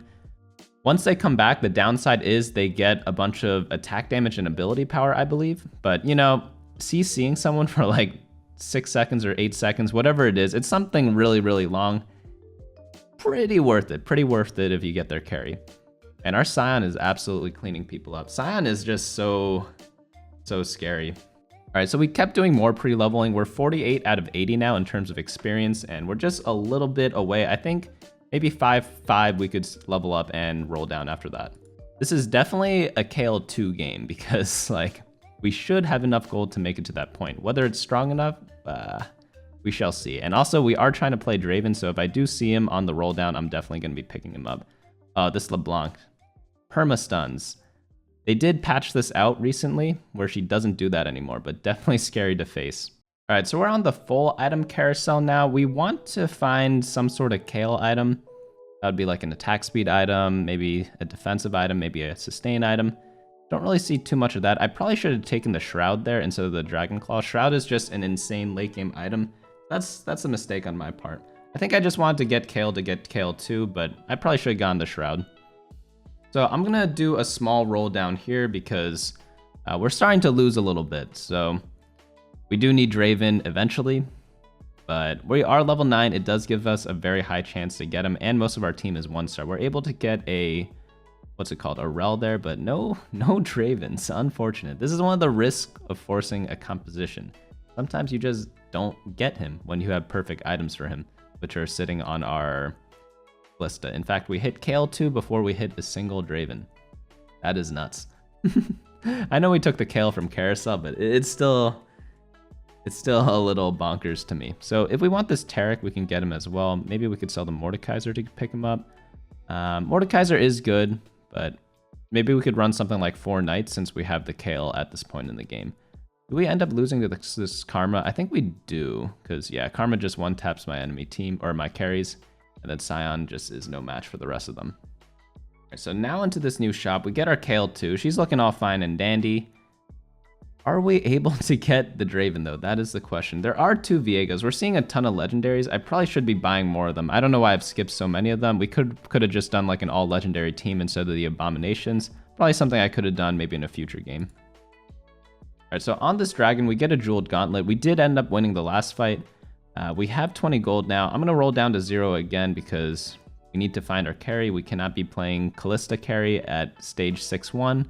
We finally find Draven. We're going to sell those items, drop them all on him. He's not going to be carrying that hard, but like, you know, it is what it is. This jeweled gauntlet, it could go on either Kale or Rise. I don't really think it matters. It's not really good on anyone on my team, but maybe I should have put it on Kale just to give her a little more damage. Oh, Darius I guess makes sense as well. This is the 3-star LeBlanc guy with the blue buff. Thank God they removed that interaction from the game. We're able to get a Zephyr on him because we are a bunch of sweats. And let's see if this Kale does anything. She is just dying to Nocturne. Oh, maybe she has a chance to shine. She got a little shield from someone. I think it was maybe Lux or something like that. And we are actually able to beat the LeBlanc this time because we're able to kill her team before she just permastuns everyone. All right, so that's good there. It is beatable.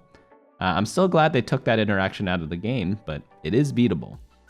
So do we want 4 Legionnaire? We have 3 right now, so we'll take out the Nunu, sell him, and now we are rocking and rolling. Do we want this Aatrox, or do we want something like Riven because she can stun? There's a Darius too. We probably want to be playing that. And keep rolling a little bit because we do want a Draven too. There is a Yasuo. I guess Aatrox is giving us redeemed if we really want it for the Kale, but like, he's just not a very good unit in the late game. Trap Claw, yeah, defensive item could go on Kale, and then the Zephyr we were too slow on, so we could use it for something else later. We also have a Nico on our bench for this Draven, so once we do hit a second Draven, we're probably just going to instantly Nico. We end up facing the LeBlanc guy again. Are we able to? Oh, we are not. Unlucky. I think we beat his ghost before, but not able to beat the actual character.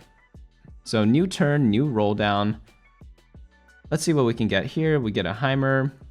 We already have Darius. I guess we could use Diana. Okay, and there are 2 Dravens. All right, so I guess we don't need the Nico anymore. We could Nico maybe Tarek or something like that. I'm not really too sure. We could cheese this Zephyr, so I'm gonna put it on the Rel, I guess. Oh, dude, I was too slow, man. My boomer mechanics, maybe it's the ping, because it is 200 lag I'm getting, or delay I'm getting, because I'm playing on the Oceanic server on this account. But damn, that's kind of frustrating. This Draven is doing a lot of work. Kindred's defending him very well, and he's just able to reach his late game status with his Rage Blade. Look at that damage, 8,000 damage. That's pretty good, you know? That's pretty good. The Kale's been disappointing me a little, but I get it. She doesn't have the best items nor the best front line. So I could go Ironclad spat, but most people are physical damage. So I probably want like some sort of utility. Is it the Sunfire because all the other items suck? Maybe it is.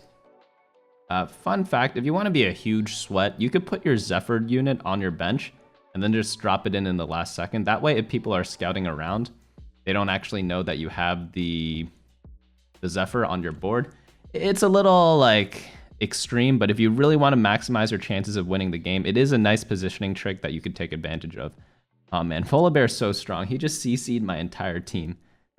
Are we able to beat this LeBlanc though? That is the question. We beat her once. So as long as we have like a 3v1 in the late game, I think we do have enough. Oh no, that's so unfortunate. That was actually so close to beating her. Maybe in the next fight. So probably if we Zephyr the LeBlanc, we're going to be able to win. So we could recycle our Rel into something else. We also don't really need Ironclad. I guess we don't have Ironclad right now. But yeah, we'll sell the Rel, put in Forgotten, and just recycle the Zephyr. I don't think Rel was actually giving any synergies. Mystic might be useful because LeBlanc does primarily magic damage. And maybe we could also Trap Claw the LeBlanc. Or just backline everyone. That might be a good call too. That way his assassins get stuck on like a beefy tank unit. So who gets a Sunfire? Probably, let's Zephyr, I guess. Yeah, just put it on someone random. We could replace Lux so we could just sell her later. I guess Sunfire Rise, he does stay in the backline, so he will apply it to whoever's attacking my Draven. Not really too sure though. Were we able... Oh man, he's got a Quicksilver on his LeBlanc, so we're not able to actually get any Trap Claw value from that. So I think we do end up losing this round. Probably the game from what it looks like here. So we get a Bloodthirster from this Rift Herald. Doesn't really do too much. I probably need more crowd control. I'm gonna pick up this Volibear, and maybe we get other random legendaries. We could just play them over what we have currently on our team. There's Volibear 2-star. I know rolling down during the neutral rounds isn't ideal, but we just lose 2 gold. It's not going to make that much of a difference in the grand scheme of things if I use the time in the next turn to pay attention to positioning, which is arguably much more important. So we're able to get the gold there. There's a Lux too if we need it. We'll go ahead and pick up that. It's just this Bloodthirster, man. It's not really going to help us that much. And I think I want to drop 4 Legionnaire for something more useful because... Mordekaiser's a good unit, but do I really need to play like a random Yasuo? I think if we group up like this, we might be able to win. I forgot if I actually won this game or not. We'll just drop the Bloodthirster on Kindred, and if we Zephyr his LeBlanc, maybe we're able to beat him. We did do like a full group up here. We did not do that in previous games, so hopefully this helps. And my Draven's stuck. So fun fact, you could look at a unit's range by right-clicking on them, and we'll see that Draven has a range of 3. And Kindred also has a range of 3. So if Kindred is in front of Draven, Kindred's not going to move if someone's in range, and if she's attacking someone at max range, Draven's going to be stuck in the back. Luckily, did not affect us here. We were able to win this fight, but you know, it's going to be other fights where it's going to cost you. All right, so I swapped my Draven and my Kayle right away. Volibear's probably decent. I mean, he does AoE CC, so what's the worst that can happen? Maybe I could add in a 4th Mystic over Mordekaiser. That could be another upgrade. I'm not really too sure what I actually rolled for in this particular game. Maybe Ivern would be useful to give my Volibear a Guardian Angel. But yeah, maybe a Mystic might have helped a little more. But we're going to do the Zephyr thing again. It's a little sweaty, I know, but you know, you got to do what you got to do to win some games. I was too slow in this particular instance, but maybe it doesn't matter because I think this backline setup just really benefits me because look, as LeBlanc dies to the GA, or we pop LeBlanc's GA really early, and then hopefully like the Runons just finishes her off. And you could see Kindred doing a ton of work. She's pretty much keeping my whole team alive with her ultimate, and that might just be enough. One way to counter assassins if you are in a 1v1 scenario is just to group all in one spot. And yeah, we're able to pull out a win there. So despite losing to the LeBlanc a bunch of times, still able to pull out the win. And that was because we Zephyred her a couple of games. But even when we missed the Zephyr, a positioning trick such as putting all units in a corner was really, really helpful. But yeah, let's go on to the next game. Alrighty, now we are in the gold game. I think this is the game that I actually got to gold with. So if you want to get to gold, this is the game to watch. We started out with a glove start. Again, glove's super flexible, but we're just playing Draven. It's good for the crit items, good for like just flexible items in general. So we're just gonna stick with that for now.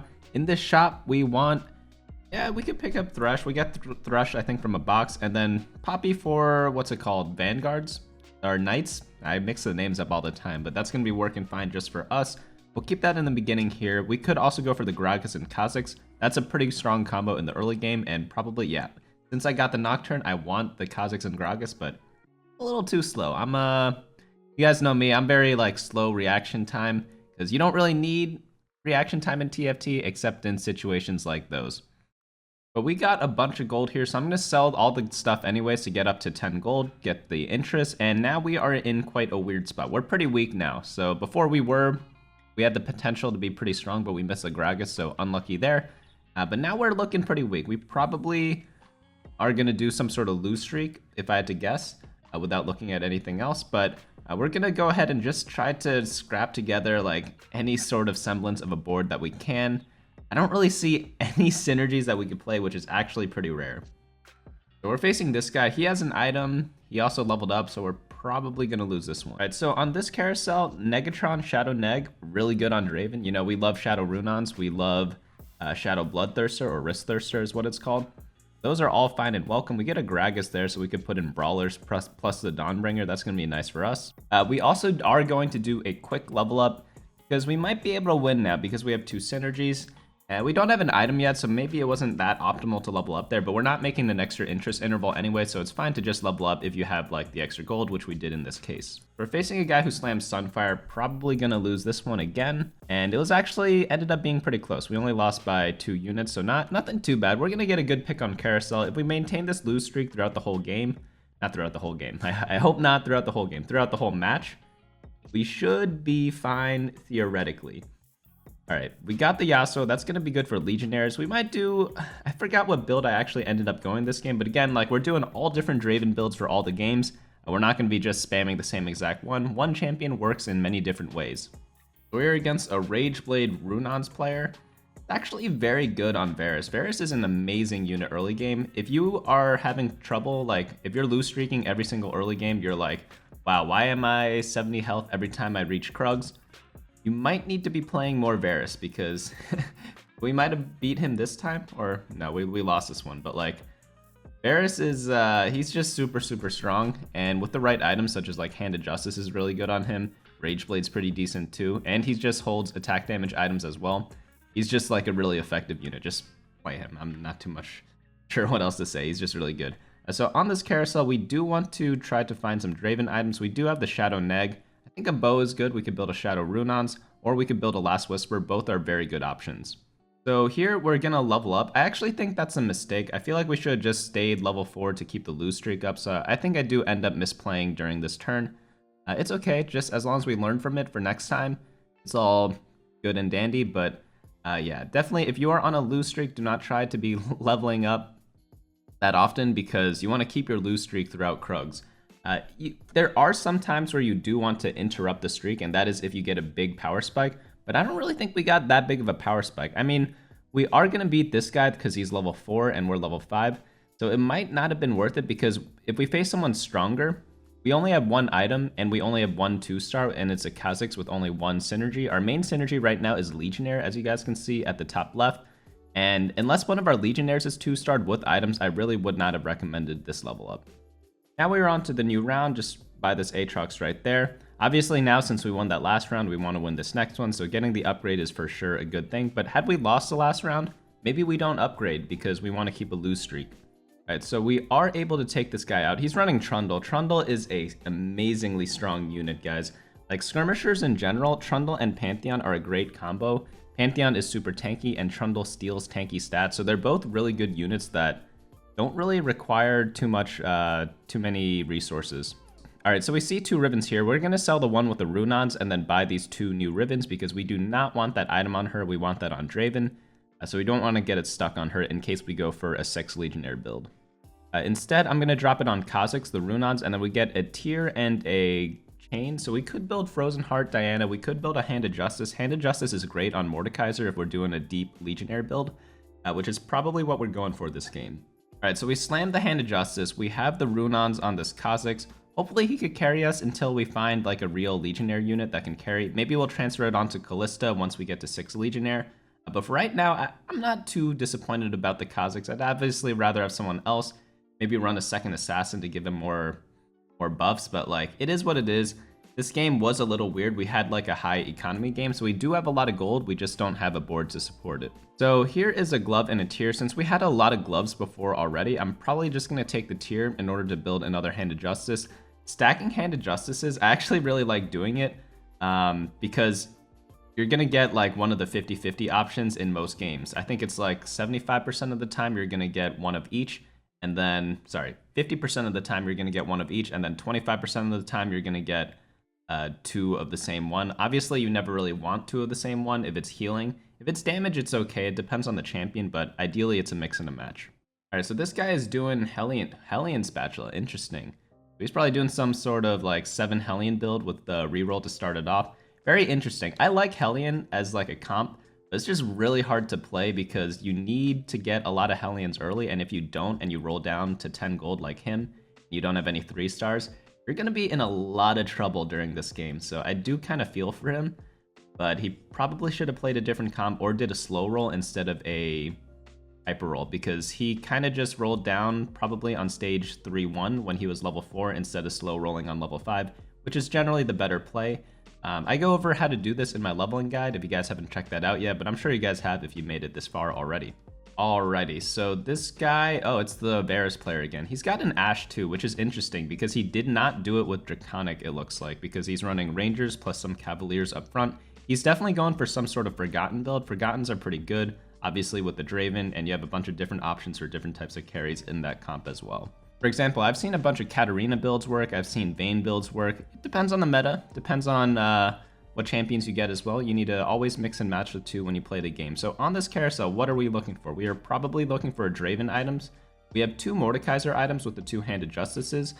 So for Draven, we probably want this glove because maybe we can make an IE or Last Whisper, so we'll just go ahead and grab that. All right, so walking into this next shop, it is our birthday because we just got a Mordekaiser. So when you're going Legionnaires and you find a Mordekaiser, this is going to be a happy camper because we're going to put both handed Justices on him and then kind of just chill from there. We could bench this Callista until we get a 6th Legionnaire, but like honestly, is there even anything better to put in? I'm not really too sure. We dropped in the Kha'Zix for Dawnbringer. It gives Riven a little more tankiness, but maybe Callista's better on her own too. I'm not really too sure on this actually. Perhaps I could have replaced Vladimir and the Kha'Zix for Night buff with Nautilus and Leona instead. That actually might have been the best play there, so if you saw that during that last round, congrats to you. I think that is definitely the better board. All right, so we were able to beat this guy. He's going Hellion as well. Lots of Hellion players. Maybe they're just doing it as like a transition, or maybe he is doing a slow roll unlike the other guy. Oh, so that makes a lot more sense now. Maybe that's why the other guy did a hyper roll. He probably saw he was contested and wanted to steal all the units before they all got taken out of the pool. We're gonna play this Pantheon here. I'm gonna drop the Runons on him. I think looking back, this is a mistake. Normally I play Diana for the 2nd Dragon Slayer. You could also go for 4 Dragon Slayer when you do this build, but so I normally sell this Pantheon to replace with Diana. However, I think I should have put the Runons on Vladimir or something like that because I'm definitely not using Vladimir at my endgame composition, whereas I might use Pantheon. So there's a little bit of a difference there. And he also doesn't use Runons very well because when he throws his spears away, like he's not auto-attacking. All right, so new shop, we get a Riven there. Potentially we could get a Riven 3, I guess, if we really wanted to, but it's not really something you aim for that much. All right, we get a glove, a tear, and a bow, so I guess we're going 3rd-handed Justice. It's not a bad thing, it's just a funny thing, you know, because Mordekaiser, he likes damage, he likes healing, he likes ability power. I guess he uses attack damage a little bit because he attacks really quickly with the Legionnaire buff, but I don't know, it's kind of funny. I would have preferred like a Warmogs or a Quicksilver on him, but like if you have the items, you just need to slam them to get as much power as possible. I could slam the Last Whisper right away, or maybe I could wait for a different item, maybe an Infinity Edge or an RFC. Both could work pretty decently as well for my Draven items, but I'm just going to use Pantheon as my Draven item holder. I picked up the Rise to potentially get 3 Forgotten once I get Draven.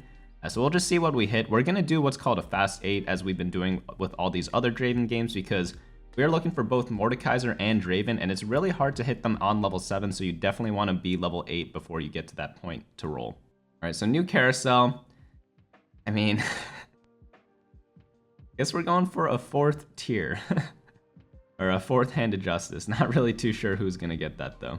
So I do not like the new handed Justice on, or sorry, I guess we could build a Frozen Heart there. Yeah, Frozen Heart's going to be great on Diana, but I don't really like the new Handed Justice on singular damage typed carries because Handed Justice gives both attack damage and ability power. That's why I think Mordekaiser is a great user of it because he kind of does both, whereas Draven mainly only does physical damage, and even though AP increases the power of his axes, like you never build a Rabadon's Death Cap on Draven, for example.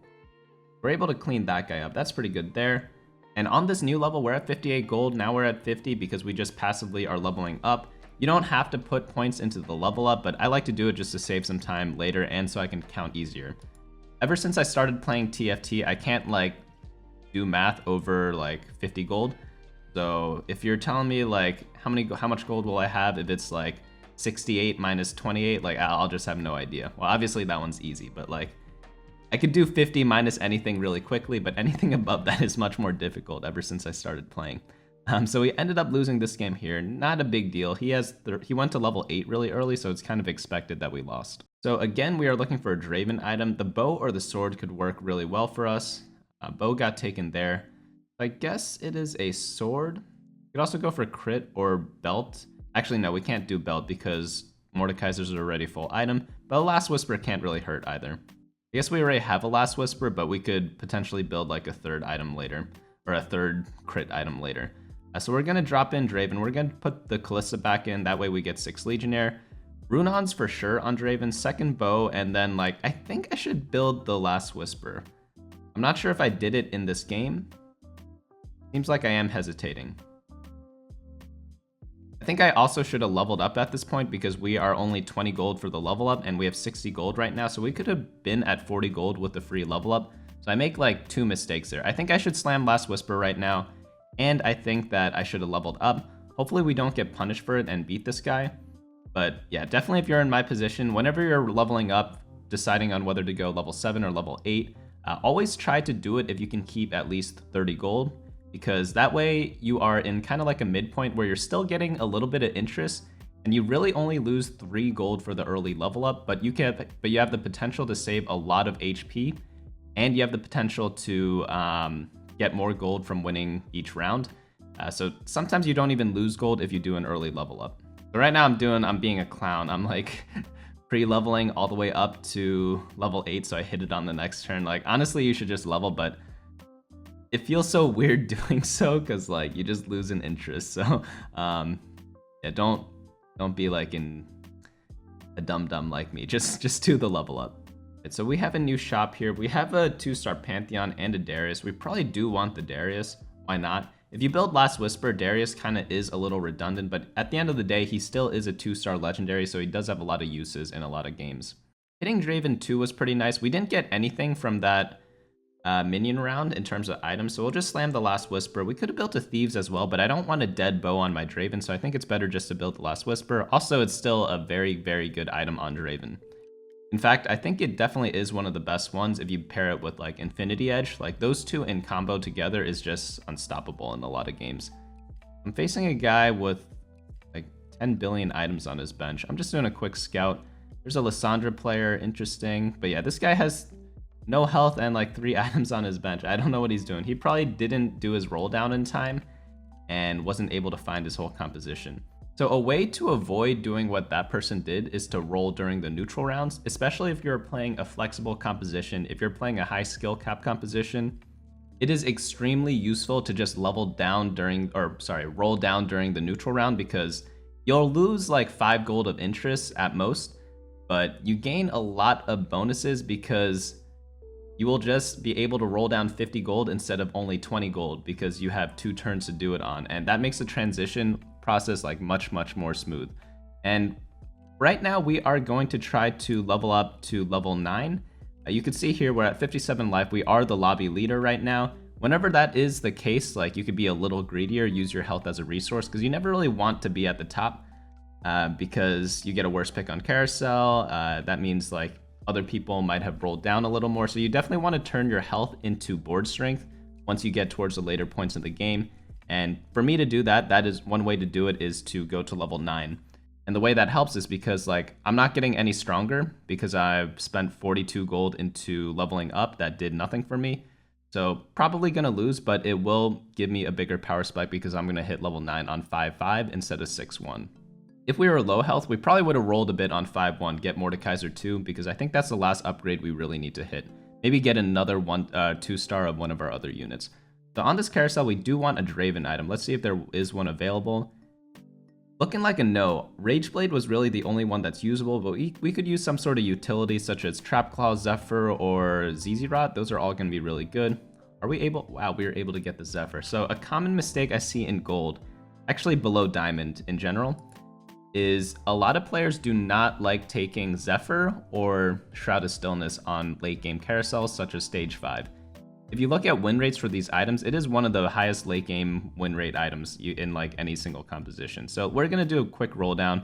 We leveled up to level 9, hit the Yasuo, hit the Mordekaiser, able to pop off the Zephyr because we completed the Mordekaiser, and then we're gonna just try to cheese the Zephyr at least for one round. So cheesing Zephyr just means you try to hit the enemy's like item holder or their carry or their main tank with the Zephyr. You could often sell your unit and then re-put the Zephyr on someone else in the next game.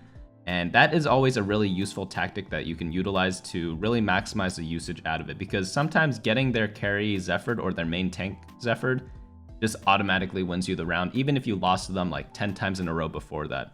I think I go over this in one of my other games. I think it was like a Vel'Koz game where I Zephyred some of his assassins player. I was losing to this assassin player like 5 times in a row or something like that. And then we were able to magically beat him because we had Zephyr. So there's Viego and Ryze. We could potentially put in Forgotten, but we don't really need to that desperately. There's the Darius too. Probably want to itemize him next. We also really want a Diana because Diana gives us, or it replaces the Dragon Slayer buff on the Pantheon. But she is an amazing item holder for Frozen Heart because she jumps to the enemy backline. So imagine if we had a Diana that jumped to this Ashe, it would just not CC, but slow the attack speed of this person's entire team. Right, so Draven doesn't have Bloodthirster, so it is looking a little sus, but I think this Mordekaiser is enough to just carry. With the 3-handed Justices, he uses his ultimate really early, which is really powerful because he just starts whacking the crap out of people. So it is a pretty decent build. Obviously, it is not best in slot, but gloves are very flexible, and you don't need best in slot items every game. So we get a Rage Blade, probably just drop that on Draven. And what else can we do to improve our team? I guess we could replace Taric. Maybe we could drop down to 4 Legionnaire to play something stronger than Aatrox and Ballista. There's the Diana that we were looking for. Drop the Frozen Art on her. But yeah, there's maybe like 3 adjustments we can make. Replacing or getting 2-star Taric. Maybe putting in Mystics if we need it. I haven't scouted the lobby. And maybe replacing Callista and Aatrox for just 4 or 5 cost units. Any like random legendary is probably better than them at this point. This guy's also running Mordekaiser. We're a little stronger. I think our Mord or Draven just one-tapped him, which is really nice. We're able to do a lot of damage to him. He's at 3 health now. Yeah, there's like a common theme. A lot of the common mistakes I've been pointing out, they're happening in every game so far, which is crazy, which means that if you master like one of them, you'll probably climb to the next tier. If you master 2 of them, you'll probably climb 2 tiers. And maybe if you master like 3 or 4 of them, you'll be able to get to gold. And then in our future games, we'll probably be able to get to diamond by using all those tips, because honestly, there's kind of like a flowchart that you can follow. And as long as you know most of the things there and actually do them in game, this guy's got a Philios 3-star, holy cow. I guess we are not winning this game. I forgot if I actually did win this game because I just clicked on like a game that I marked off to do a VOD review on, and not all of them are wins because I don't show you guys only my wins. Sometimes I show the losses and like random top 4s as well, because that's how the game goes. You can't win every game. A lot of people think you can, but you really can't. A good argument for that is, what if you played against 7 versions of yourself? Like, one version of you is bound to get last place, so it's like, not every game is in your control. Obviously, in lower rankings, it's easier to get first place, but it is by no means guaranteed. All right, so this guy is going for a Lissandra reroll build. He's actually got a pretty complete build, but unfortunately, he's level 7, and in stage 6, level 7 probably isn't enough. He bursted our Draven, I think, so maybe it is enough against us. Alright, so he's able to beat us here, but I think in the next couple rounds, we're probably going to outscale him because he just has no more upgrades to put in. He has no gold to level up with. So as long as we get like some 2-star legendaries to replace Aatrox and Callista, we should be good to go. But yeah, this is the... so on this carousel, the items we want, maybe it's the Zeeks, maybe it's the Ironclad if we're facing a lot of physical damage. We do have a random glove. Maybe we could Shadow Thieve someone. That can't be bad either. If we had an extra item slot on Mordekaiser, I'd probably take the Warmogs, but he's full item already, so we don't really need to worry about that. There's the Volibear 2-star. Do I want to sell something to put the Volibear in? Maybe the Taric for now, and we're not able to afford it. That is my bad. We can cheese the Zephyr one more turn. We'll put the Shadow Thieves on Darius because he is a beast. And we'll just see what happens after that. We're going to try to buy this Volibear after we win this round. We are at 26 lives, so it is a little worrisome here. We're going to Zephyr his Volibear. Great Zephyr there. That's what I mean by cheesing Zephyr. We sold the Taric and then like refresh the Zephyr on someone else. If we get a new copy of Diana, we could do the same thing again and again. But yeah, CCing that Volibear just meant his CC, or Volibear's ability, CC'd everyone after we already killed his whole team, so it didn't end up mattering as much. Had his Volibear CC'd our team in the beginning, I don't think we would have won that. It would have been really close, at least much closer than it was just now. Right now we got completely ridiculous Arias items. We got Shroud of Stillness and Zephyr on him, the two best late game items. We just can't Shroud ourselves, and we should be good to go. So I want to put my Diana in the corner, catches Aphelios, and then move my Shroud somewhere too. Hopefully I'm able to do both in time. I'm just checking on him last second, and yeah, I think we're able to zap his whole team. I could have waited a little more time or give it a few more seconds, just in case he does some swaps too. But I guess in this elo, people don't really swap too much, but something you just got to do. I mean, he's got Aphelios 3, so he probably thought he automatically won the game. But with some Zephyrs, with the Shroud, we are able to 1, 2, 3, 4, 5, 6-0 him, I think. Or 7-0 him, which is actually pretty crazy considering he had Aphelios 3. But yeah, that is gold game. I think this is the game we actually got to gold with. I think that's what I marked off in my notes. But now let's get into a little more difficult elos to climb in. So we're going to do platinum next and then diamond right after. If you guys do have questions in any of these games, be sure to leave a comment below, but also include a timestamp because that is super important if we are going to be reviewing plays, because this is like a 3-hour video, so I'm not really going to know what you're referring to unless you tell me which timestamp you're looking at. So do keep that in mind as we go into the next 2 games. All right, we are in game number 5. This is when things get a little more spicy because we are in platinum right now, and yeah, we gotta climb there. So it's like we are still doing Draven. We got the glove start, and let's just see what happens. We got some gold drops there, and in this shop, we'll pick up the Gragas, we'll pick up the Kha'Zix. Similar start to what we had last game. We have the Brawler Assassin. I think that was last game. It's generally like a decent default starter for everything, like any comp you're going, because Kha'Zix can hold both AP and AD items. He's just like a very versatile item holder. A couple champions are like that. Varus is another one, and those are kind of like the universal type of item holder dudes. But we're gonna sell our whole bench, get to 10 gold because I like interest. And since we are forcing a composition, interest is king. If you are flexing a bit, you might want to keep more units during stage 1 in order to increase the chance of getting 2 stars so you can win streak and play flexibly off of that, do a top 4 type of playstyle. But we're not doing that this time. I'll do an unranked to diamond for that playstyle as well. Playing flex, maybe going like mainly for top 4s, not going like only 1 comp, 1st or 8th, you know, things of that nature. It's kind of weird though. Like when I played only Draven, I looked at my stats. I didn't win that much. I got a lot of 2nd and 3rd places, but in terms of actual wins, it was pretty rare because Draven, he's kind of contested right now, so it's a little hard to win when like everyone's going for your champion. But we're gonna do a little swapsies right now. We're gonna play a Hellion opener because that's really the only synergy we have. We could also do like maybe some sort of brawler start. If we level up, maybe we could fit in brawlers and what's it called? Legionnaire. Maybe that's what I should do instead. Maybe like sell this Leona, level up, and then play Warwick and Gragas. I think looking back, that is the better play. We do not have any items, but because the armory got added, we could just build one right afterwards, and probably would have beat this guy had we leveled up and played Warwick and Gragas. Let's see what actually ends up happening though. Nah, it looks like he's gonna get a clean win here. I think I do make a mistake there. You know, I had 14 gold if I sell Udyr and Lissandra, so I would not have lost any interest had I leveled up. So I definitely think that is a big mistake there. As you guys can see, like these games, like you can't play perfect TFT. Like no one plays perfect TFT. If someone tells you they play perfect TFT, they better be like the best player in the world. But even the best players in the world, they make mistakes too. So They might have a perfect game every now and then, but it's really, really hard to actually play super perfectly in TFT. When you're looking back at the VOD, it's a lot easier to look at different plays, obviously, but yeah, just don't try to... like, a common misconception in TFT is that you have to try to optimize everything. But if you do that, you end up confusing yourself a lot. So unless you're actually trying to be like the very best player in the world, like that is 1 out of 7 billion people to be the best TFT player in the world. Unless you're really trying to do that, like just try to keep things simple and try to keep things where they make sense and things that you can actually execute on. Because just because you have this complex strategy laid out for you, if you can't execute it, it's not going to work out for you. So just keep that in mind as you are playing TFT.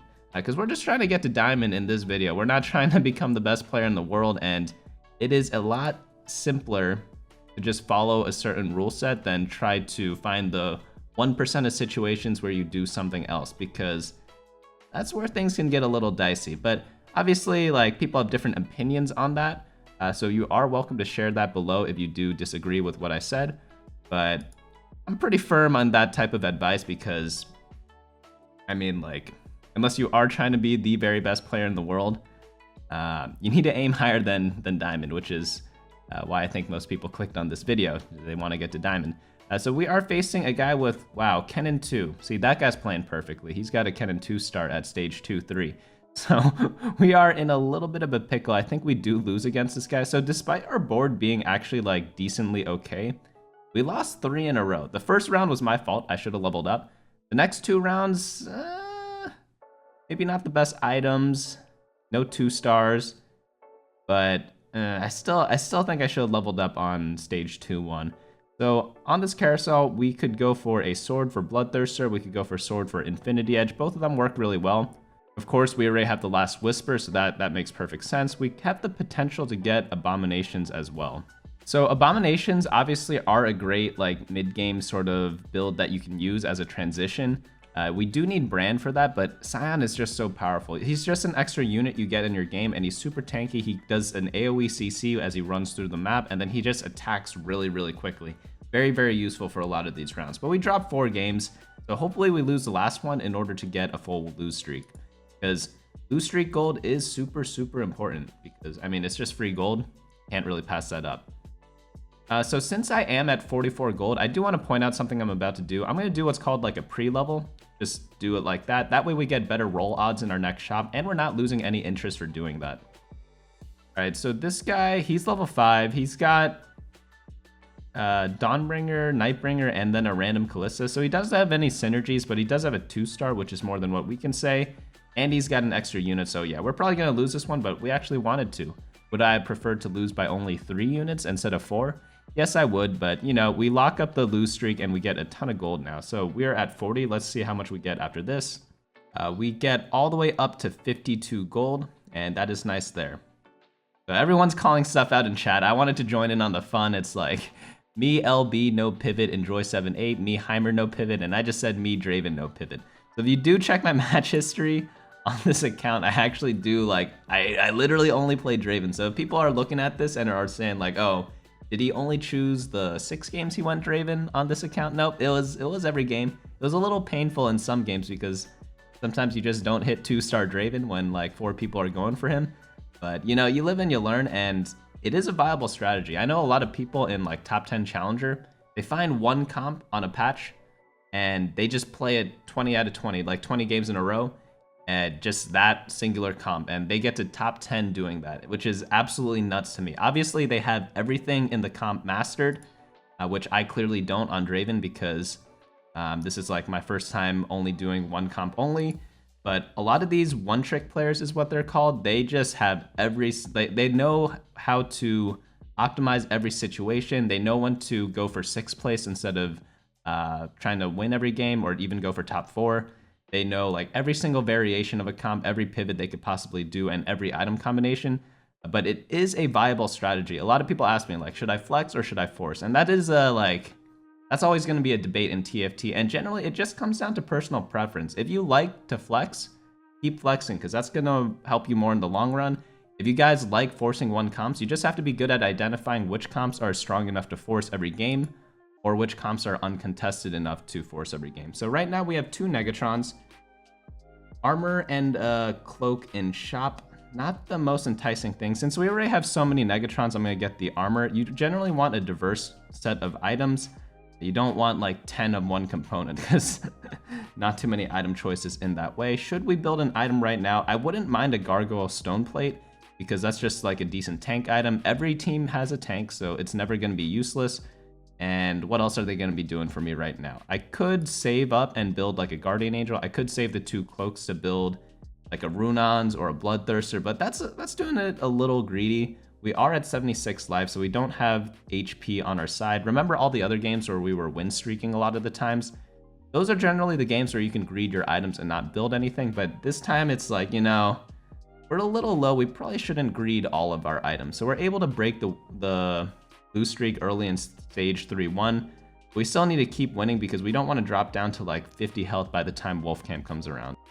One thing we could have done differently this game is on 3-2, we had the potential to roll down to look for 3 Abominations. We just need Brand or Rise to get that combination out, and that is a good mid-game comp. But since I'm doing a fast 8, since I am in like a lower level right now, I guess I didn't play super optimally because I just want to do a fast 8 roll down for Draven 2 because I was kind of playing to win for this game. But if I am playing on my main account, I probably would have rolled a little bit on 3-2 because, again, I'm low life and I have like a garbage board. So whenever you have a garbage board and low life, generally those are 2 indicators for telling you when to roll. So we have a Mordekaiser with a bow there. That seems pretty enticing. We could also use a sword. Maybe we could use the Shadow Sword. Glove is decent as well if we want to build IE. I feel like Shadow Sword was a better choice. Oh wait, we already have a sword. Okay, yeah, so yeah, glove for IE.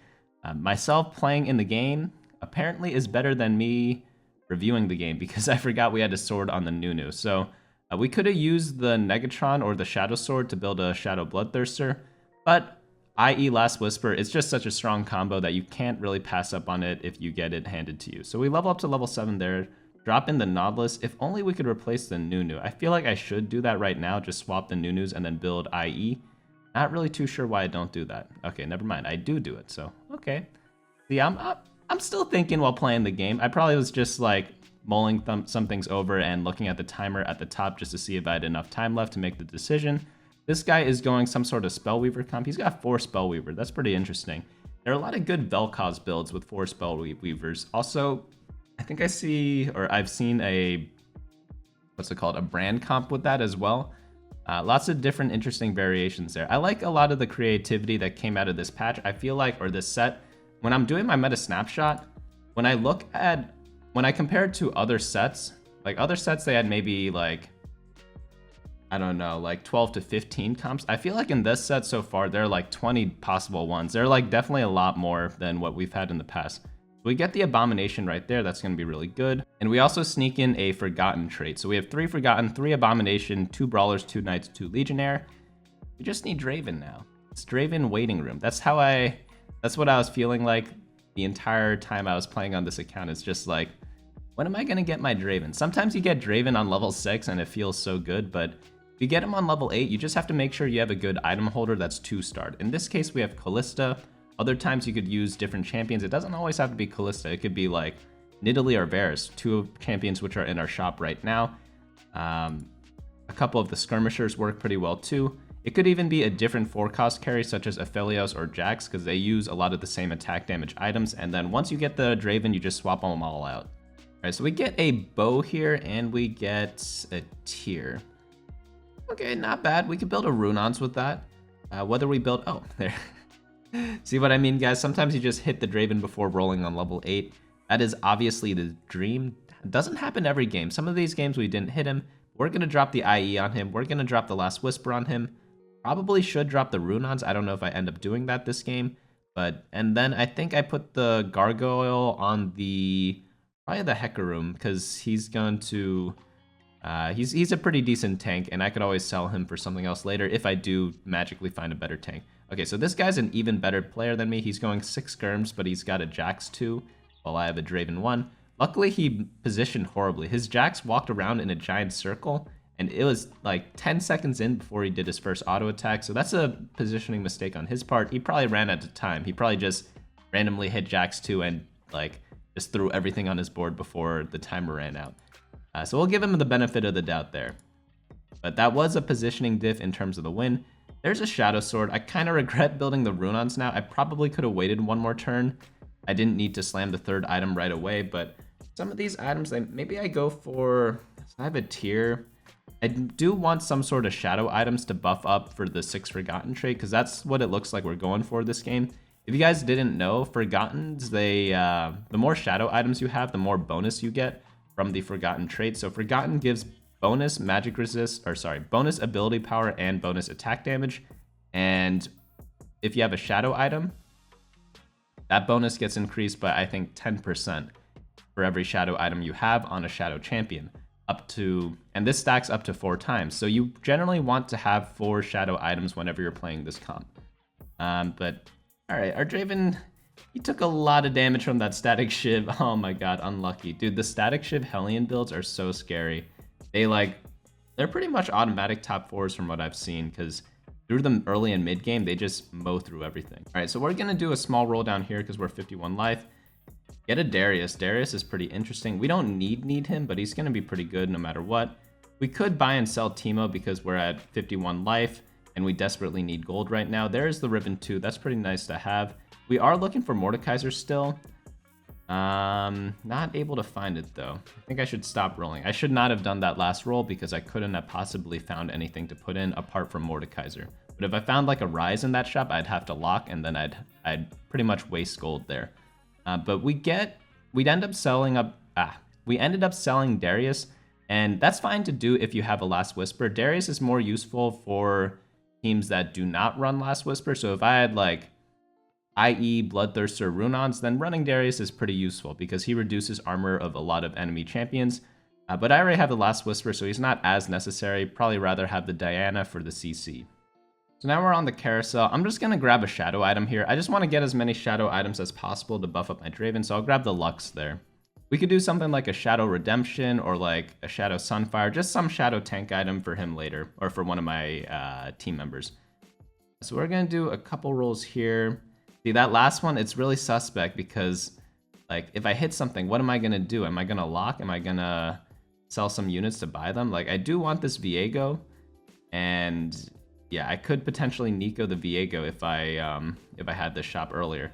So Viego's pretty funny. He sucks on his own, but in a team, he's pretty useful. All right, so I end up buying him there.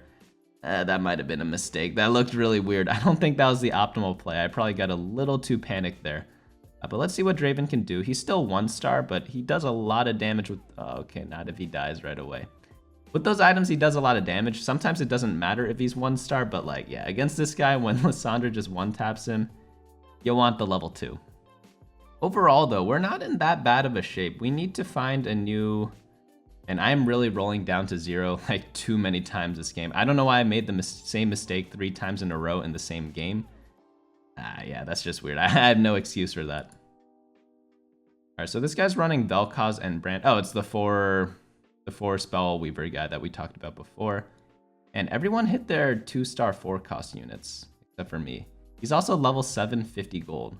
Holy cow, that is nuts. He has got a lot of 2-stars. We don't really have too many, and we lose that one there. All right, so we finally hit a Mordekaiser. That's going to be really good. We could drop him in over the Riven. Mord's just a very solid unit. He's both tanky and does a lot of damage. The only thing he's missing is CC, but you know, when you have the other two, like, who really cares?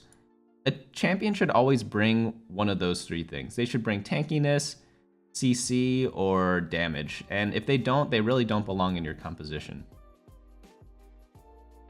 Unless they're like a synergy bot. So let's roll down again because it is stage 5-1. We need to find this Draven 2-star, and we need to use this, what's it called? This Nico. Like, should I just Nico the Draven, or should I Nico Viego because there's a higher chance for me to hit Draven? That is the question of the century. I'm not really too sure which one's correct. I ended up doing it to the Draven. I'm going to Sunfire this Viego. He's going to jump to the backline, apply it to a bunch of their backliners, stop them from like healing from Bloodthirster and things of that nature. Never mind, he got Zephyr'd, so that is It's going to be a pretty good item versus him. Let's see our Draven now. Okay, we just bursted that Jax completely. That is really nice because his Jax is level 2 and he had a bunch of items, so that is good for us. He also is running Ironclad, but we have the Last Whisper, so it's not the end of the world that he has that. That's why Last Whisper is so important, guys. If anyone's running Ironclad and you don't have either Last Whisper or Darius, like you're gonna be in loads of trouble because you're just never gonna be able to kill anyone. Unlucky, we hit the Draven there. That's why sometimes it's nicer to Nico the legendaries over the 4 cost, but like honestly, since Draven has 3 items, our team technically gets stronger that way. And if we were not 27 life, this game we are 27 life, but let's say we were 60 life like the first place guy, we probably would have Nico'd the Viego or not Nico'd at all. However, since we're running low, we really only have 2 more losses left. So if we lost that round without Nicoing and then we hit Draven on this turn after, it'd be a little scary because we'd be on our last life anyways and we'd roll down to 0 after that. And it's just really risky to do because, again, you don't need to win every game. You just need to go top 4 in order to climb LP. And at the end of the day, if you're climbing LP, like who really cares what you place in some of your games if you didn't win any games. If I got like 2nd place every single game, I would take that as a deal. And like I never got 1st place ever again, only 2nd place. Like that's a no-brainer, you know, because you'd be climbing super fast doing it that way. Not to say that I'm like guaranteed 2nd in this game by any means, but like if I had the choice, that's what I would pick. All right, this guy, he is running the same comp as me. No, he's running 6 Legionnaire plus a Morgana. It's actually kind of scary, but he has no Draven items. He's got a powerful Mordekaiser though. Our Runon's got a lot of value there. We killed a lot of side units and we never got stuck on his Mordekaiser. That's why I really like Runons on Draven. This fight would be a prime example of that because a lot of times you get stuck on a Pantheon, you get stuck on a Bramble Vest, you get stuck on like, let's say a guy with the Gargoyle Stoneplate, and your Draven's just attacking them 50 times, they're just not dying. By the way, look at how unlucky this carousel is. 4 people have less than 10 life, so I'm 3rd pick at 27 life. If they all got knocked out, I would have been 1st pick. What is even good here? I opt to go for Shadow Zeke. That is a mistake. I wanted to get the trap. Why do I... Whoa. That is either an accident or just a flat out mistake, because Shadow Zeke's does like absolutely nothing for me here. It is definitely a Trap Claw that I wanted. The only thing I could guess for why I took the Zeke's was I probably forgot that it was a Shadow Zeke's, and I must have thought it was a regular Zeke's. That's the only thing I can think of right now. Or I wanted an extra Shadow item. Really trying to figure it out, but not really too sure. I think looking back at this game, like you definitely want the Trap Claw, put it on your Viego. That way he doesn't get interrupted as he's doing his ultimate to try to steal a unit. But we're able to win this one here. That's nice. Knock someone out. We're still in top 6, but 2 people have 2 life left, so it's probably at top 4 already, which is great news for us. All right, this guy's running Jax, the Skirmisher build.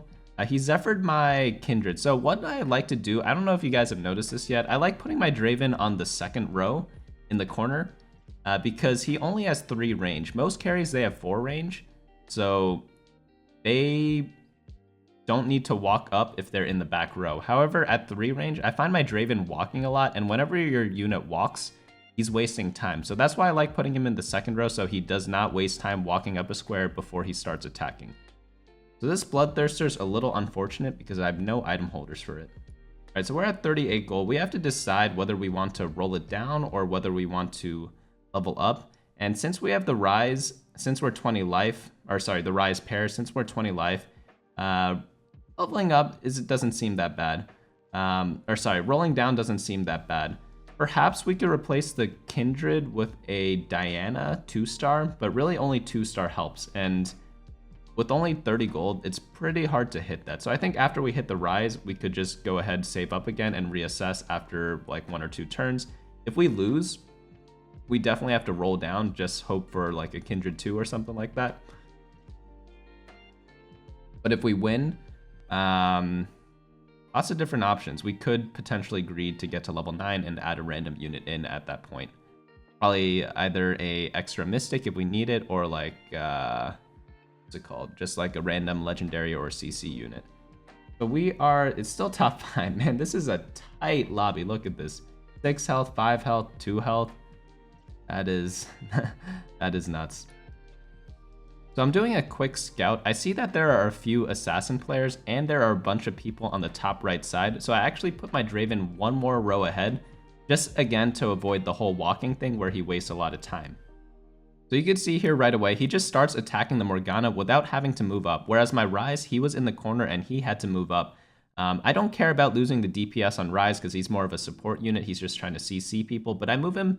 But I moved my Draven up an extra row, 1 to avoid the assassins and 2 to get closer to the enemy teams, ended up helping us in this fight.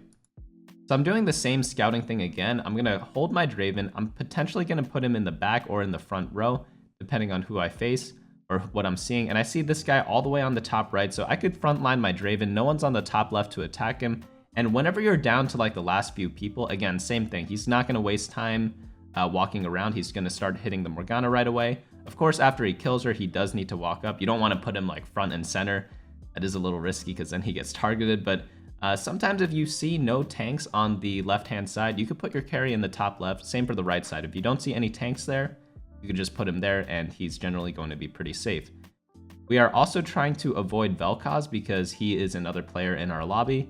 And Vel'Koz always attacks the unit closest. So if he corners his Vel'Koz, he's generally going to go in the opposite corner direction. By the way, we picked up a Zephyr here, no brainer. We were last pick, so I'm surprised people still are not picking up Zephyrs at this point in the game. I feel like at this elo, you should know that Zephyr is a broken item in the late game, but apparently that knowledge has not slid through there. So if you guys are in plat or below, like, be taking those Zephyrs, be taking those Shroud of Stillnesses. But yeah, at that top left corner, he probably isn't going to get hit by that Vel'Koz. But there's this assassin player I do have to watch out, so I'm probably just going to put him on the right-hand side, probably in the back.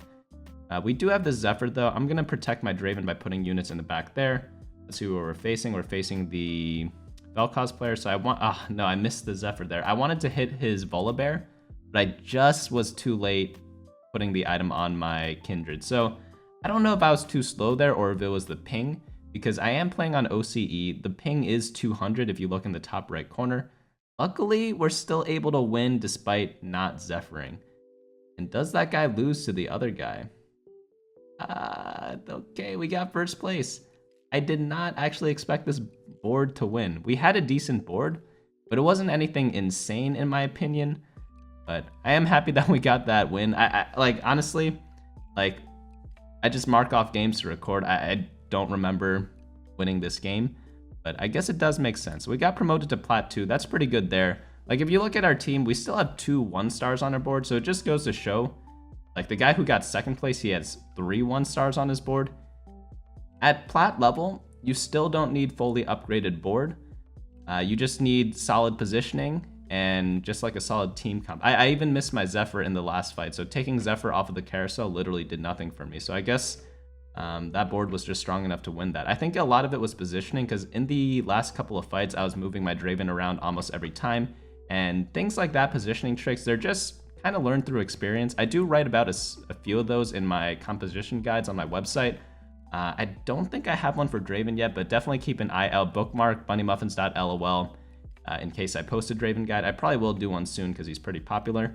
But yeah, on all those guides, like, I do list out a bunch of positioning tricks you could try to look out for in the late game. So just keep that in mind, because obviously in this game, that gave us a huge advantage. We probably should have got like maybe a third here.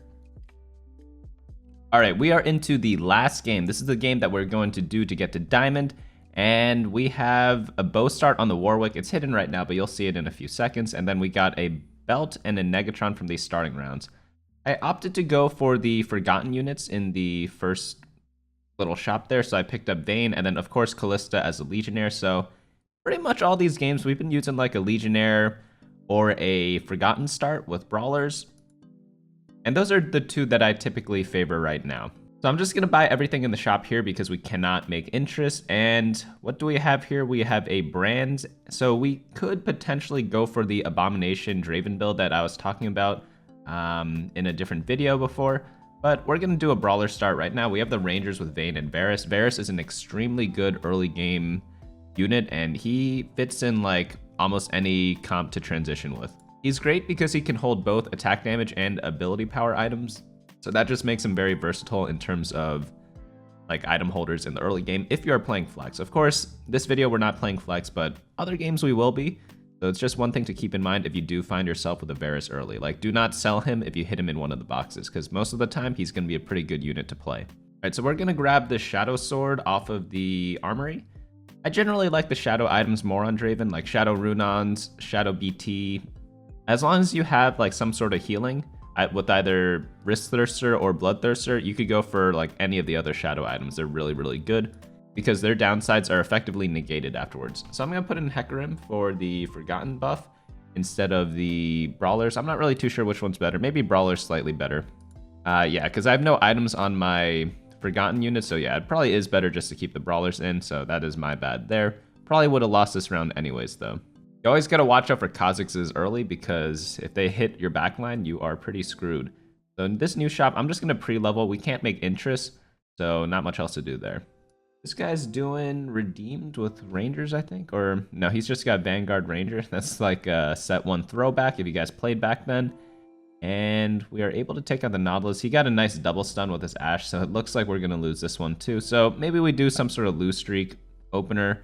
We did level up, which is a little awkward because it makes it like more difficult to lose every round, but maybe we get a little lucky. It's probably my bad. I probably shouldn't have leveled up in the very beginning because I didn't have any 2 stars. But I thought my team wasn't like that weak, because sometimes Varus just completely takes over games. So at least we get first pick Carousel. We could probably use the Negatron, which is what I guess I'm going for here, or the Glove. Glove is good for Last Whisper. Both options are really good since we have a bow already. If we had a Shadow Bow, I think I would have gone for the Negatron. If we have the regular one like we do now, probably the Glove is good for Last Whisper. We have the Abomination start, so we got a little lucky there. I'm going to build a ZZ Rot, throw that on the, what's it called, the Nunu. And I know ZZ Rot, it has a reduced effect now on Abominations. Like, to be clear, it does hurt them a lot, because when ZZ Rot spawns from Scion, it has 25% of the health that it normally does, which effectively is nothing. However, when you have ZZ Rot, if the ZZ Rot dies, it counts as one of the units that needs to die in order to summon the Scion. So in order for Scion to be summoned, you need to have 3 units on your team die. And as of this patch, as of recording, it does work so that when the ZZ Rot portal dies, that counts as an extra champion. So you can get the unit out a little faster. And of course, ZZ Rot is just a fine item on its own in the early game and as like a tank item. And it's good against assassins as well because it has innate taunt in it. We do have a Hecarim upgrade. Do we even want it? Not really too sure. I opted to put in the Brawlers with Warwick, but perhaps, not really too sure. This game, I decided not to do it. Looking back at this game, I think that is fine because I could sell Victor to get to 19 gold, or sorry, to get to 20 gold if I happen to win this round. All right, so we are facing a guy with all 1 stars, level 4. So it's a good thing we won the round before, because now we could start like a mini win streak going into the neutral rounds. Gives us an extra bonus gold, and of course we save life total, which is super, super good there. And again, we sold the Victor to get to 20 gold, and that just gives us a little bit more interest. All right, so we got a bow, a glove, and a lot of units. So we're going to sell them, get to 30 gold. Again, more interest is always welcome. And I think we are going to build a Last Whisper here. We could wait 1 more round for the armory, but I think Last Whisper is a good enough item just to build on its own. I end up holding off doing that this fight, but I do think it is better just to slam the item because I'm not really sure what else I'm looking to build with these items. Like Last Whisper is obviously really good on Draven, so man, I'm really confused myself too because I have Last Whisper and then I could build the IE with the other glove. I have zero clue why I didn't build it that last round. It definitely should have been done. Let's see what items we get here. We get a Tear and a belt. We could go double ZZ Rot if we want to be a little troll. Tear doesn't really do anything. We could save it for a defensive item later or build a Hand of Justice for Mordekaiser because he uses that pretty well. End up getting a brand 2 from the shop, so that is really nice. We probably want to level up. What would we put in? We would put in a Victor. Since we're on a win streak, since we are on stage 3-2, I definitely should be leveling up. Please level up. All right, thank God I remembered to do it. And yeah, we're decently strong now. So with the double ZZ Rot on Abominations, it is a little troll, don't get me wrong. You want like a Shadow ZZ Rot. I think that item is still really effective on Scion because it still has an effect and it's only reduced by 50% on the explosion. But, you know, it's still a decent early game item. It allows us to get like a huge win streak early, as you'll see in this game, because ZZ Rot is just disgusting early game. If you ever want to build a win streak or continually like start a win streak, definitely a great item choice for that. We randomly get a Draven here, which is really nice. Unfortunately, we cannot put the Bloodthirster on him yet because Callista's our abomination, so we can't quite ditch her yet. Getting Draven this early obviously is huge. I'm never going to be complaining about that. This guy's Ashe Draconic. He's got an Ashe too, so he's not weak either, but I think we are stronger because the Scion's going to pop out and kill a bunch of dudes. But see what I mean? Like the ZZ Rod died and then Scion spawned right after. Gives him a little faster of a spawn, which is really welcome. So on this carousel here, I think we take the bow. We can finally build the last Whisper that I passed up on before. I still don't think I should have passed up on it. I think it is definitely a slammable item. So I'm going to drop that on the Draven right there. And yeah, let's just see what happens after that. We could go to level 7 here. It costs 28 to level up. I don't like doing that in this specific situation. I know we are win streaking, but that brings us down to 20 gold. And you only want to level up if you can keep at least 30 gold. So that's why I choose not to level up to level 7 here, even though I have pretty big win streak going on. It's just because if you drop down to 20 gold, if I just happen to lose this round due to like getting outpositioned or something like that, or I face a guy with like a super high roll board, it's really hard to eco back up to 50 gold if you are below 30 gold. If you're at 30 gold, you make the next interest threshold on the next turn to get to 40 gold, and then at 40 you make it to 50. But if you are only at 20 gold, it's very difficult to get to 30 because you just get less interest gold. Because that combined with like win streaking bonus, combined with like the passive gold that you get every round, plus like the win gold on average, plus like a random unit you can sell on your bench, it's pretty hard to make it to 10 gold when you're at 20 or less gold. Nothing in our shop here, so we just pre-leveled a little bit to get to level 7. Obviously that doesn't actually do anything or change anything about the game. You could have like 70 gold right now and 0 out of 30 XP. It wouldn't make any difference at all. But we're able to win this round, secure the bag for the win streak. And yes, Scion pops out. We didn't even really need him there, which is pretty nice. Our team is really solid because we're able to find the extra Draven. I just noticed we have perfect synergies on the left. We're not leaving anything, what's it called? Like leaving any extra units in there, which is kind of interesting. But now we put in the extra Yasuo and we... So we got a bunch of gold, we got a rod, and a little more gold. We get a Nunu 2 upgrade, which is very welcome. And here, I want you guys to ask yourself, would you roll or level here? When would you do it? Would you do it right now? Would you do it on 4-2 or 4-5? I'll give you guys a couple seconds to figure that out. But I think right now, or I guess you could pause on your own if you want to like wait before I explain. I think right now, since we are 88 life, we have a very strong board. We don't really need to roll. I know we have 1, 2, 3, 4, 5 1-star units right now, but like they're not really that weak because we have 2 ZZ Rods and we have 2 frontliners, which are for the Abomination synergy, which are 2-star. So our only 2 stars are like really effective ones, and we're at a lot of life. We're not really desperate to like spike at level 7. I'd much rather go level 8 to get a 4 cost or increase my chances of getting... I'd much rather go to level 8 to increase my chances of getting a 4-cost unit such as Draven, because he is the primary carry of our comp when we're doing an only Draven challenge. So it's definitely like pretty clear that you do want to go to level 8 at this point. So when do you want to do it? Do you want to do it on 4-2 or do you want to do it on 4-5? Well, on 4-2 you could do it. If you do it now, I would not roll at all. By the way, let's probably get the... I like the Shadow Sword. Get a Shadow IE plus Bloodthirster plus the Last Whisper. That sounds like a pretty good deal. But here, you could level up. We are at 66 gold. We are, 36 gold away from leveling up. So if I were to level up on 4-2, I wouldn't roll at all. If I were to level up at 4-5, I would roll a little bit. But I think either or works. I think I probably should level here, judging by the guide that... Okay. But I decide not to. I think I could level up because I could put in 4 Legionnaire, which is a pretty decent power spike. And I stay above 30 gold, which is the rule that I laid out before. But for some reason, I didn't level up. I think that is a big mistake looking back at this game because, I mean, we look at our leveling template, it's like, you just need to follow the rule, and we get a power spike. So if we had nothing to put in, I could see not leveling up and saving an extra 2 gold in interest. However, since we can put in 4 Legionnaire, pretty big power spike, because Draven has 2 items, 2 very good items at that. And yeah, doesn't feel like there's a reason not to do that. We got lucky here, we're still able to win, but this fight was definitely closer than I would have liked. And look at his bench. He has so many items on his bench. I cannot believe even at Platinum or Diamond, he has that many unused items on his bench. Probably just a slow transition, but I definitely should have been level 8 because that was just way too close. I do need a new Callista. It's a little awkward. When I level up, it's going to be hard to find a new Callista to replace her to put the Bloodthirster on Draven, and I do really need her for the Abomination right now. So unless I find like a better tank line to put in, we are stuck with not having Bloodthirster on Draven, which really sucks. It might cost us the game here. Yeah, this might have been a level 8 difference, and we could have kept the win streak anyways. Alrighty, so on this carousel, we already have Draven items. We already have 2 tank items. So what do we want next? We probably want some sort of utility item or an additional tank item. So, or we could do Mordekaiser items. We have a Rod on the bench, so we could do something like... Rod's really not that good, but maybe we could grab a belt so we could build a Warmogs.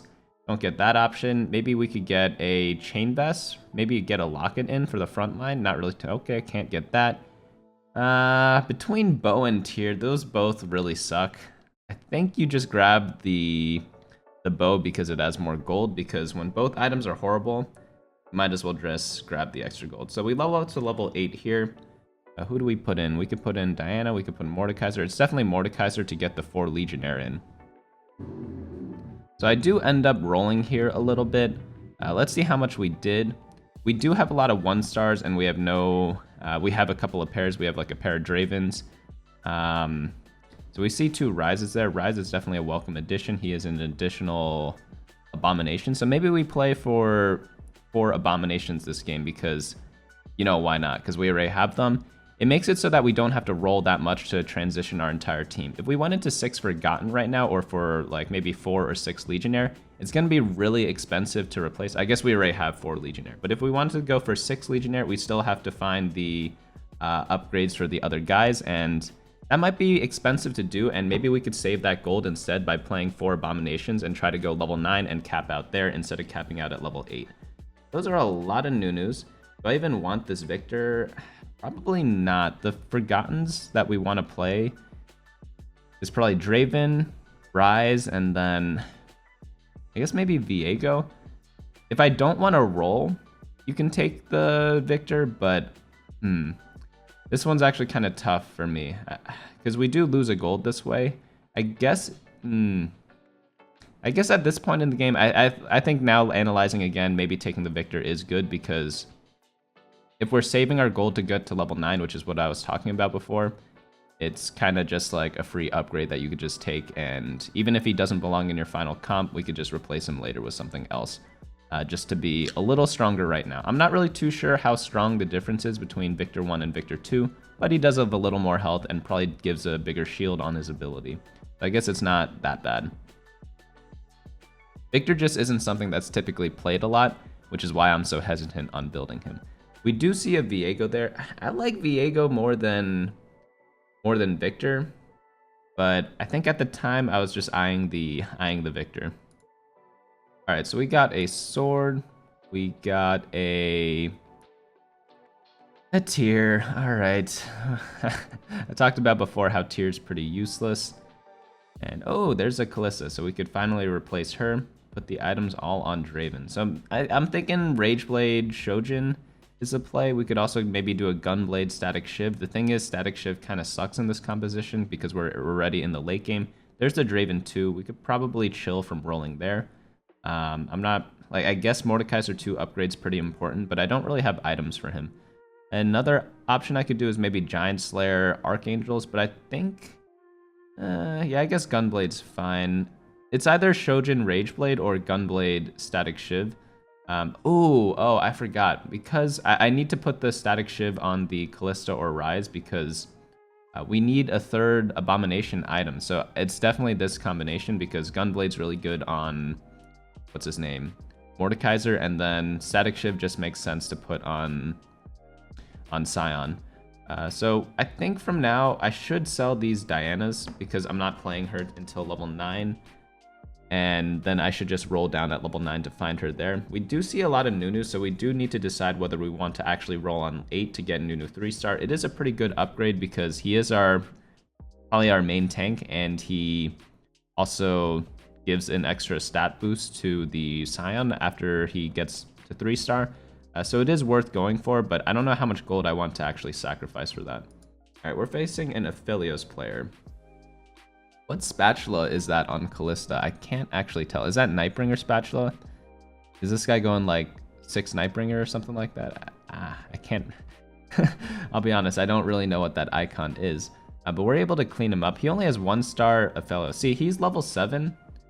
And he hasn't rolled yet either. But it's really hard to find 2-star 4 costs at level 7. So he definitely should like messed up his econ somewhere during this game. Because he's not playing a hyper roll comp, he's playing like a standard composition, and he's just really low life for like not much reward on his board. So we get the brand 2 here. We could go for brand 3. You know, at this point, why not? In my opinion, I feel like I should be buying him. Just because if I'm rolling for Nunu, I might as well roll for brand. Just in case on the off chance that I get him. I'm not sure what the exact math is, but maybe it's like a 25% chance that I'll get him.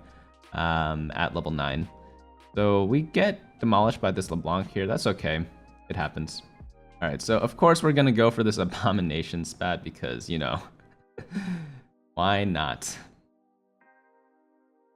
It's funny, like, I played this composition twice, and both times I got an Abomination spatula. It's just really weird. I don't really know. We could put this on probably Victor, because we're probably gonna end up selling him. I guess Yasuo works as well, but I think looking back, Victor might be the best option. It also gives us a forgotten item as well, because that is a shadow item, so I think it's definitely not Yasuo.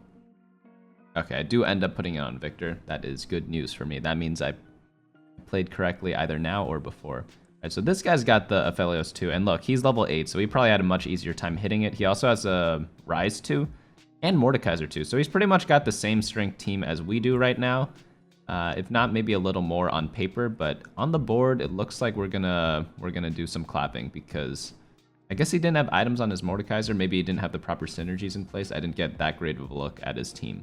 But we are definitely trying to go 9 right now. Oh god, that's another Nunu. Hilarious. Nunu, he's always just like a fun champion to play. I mean, he just literally eats people. Like, you can't really get a better animation or ability than that. Alright, this guy's got Trundle 3, so he is a Trundle abuser.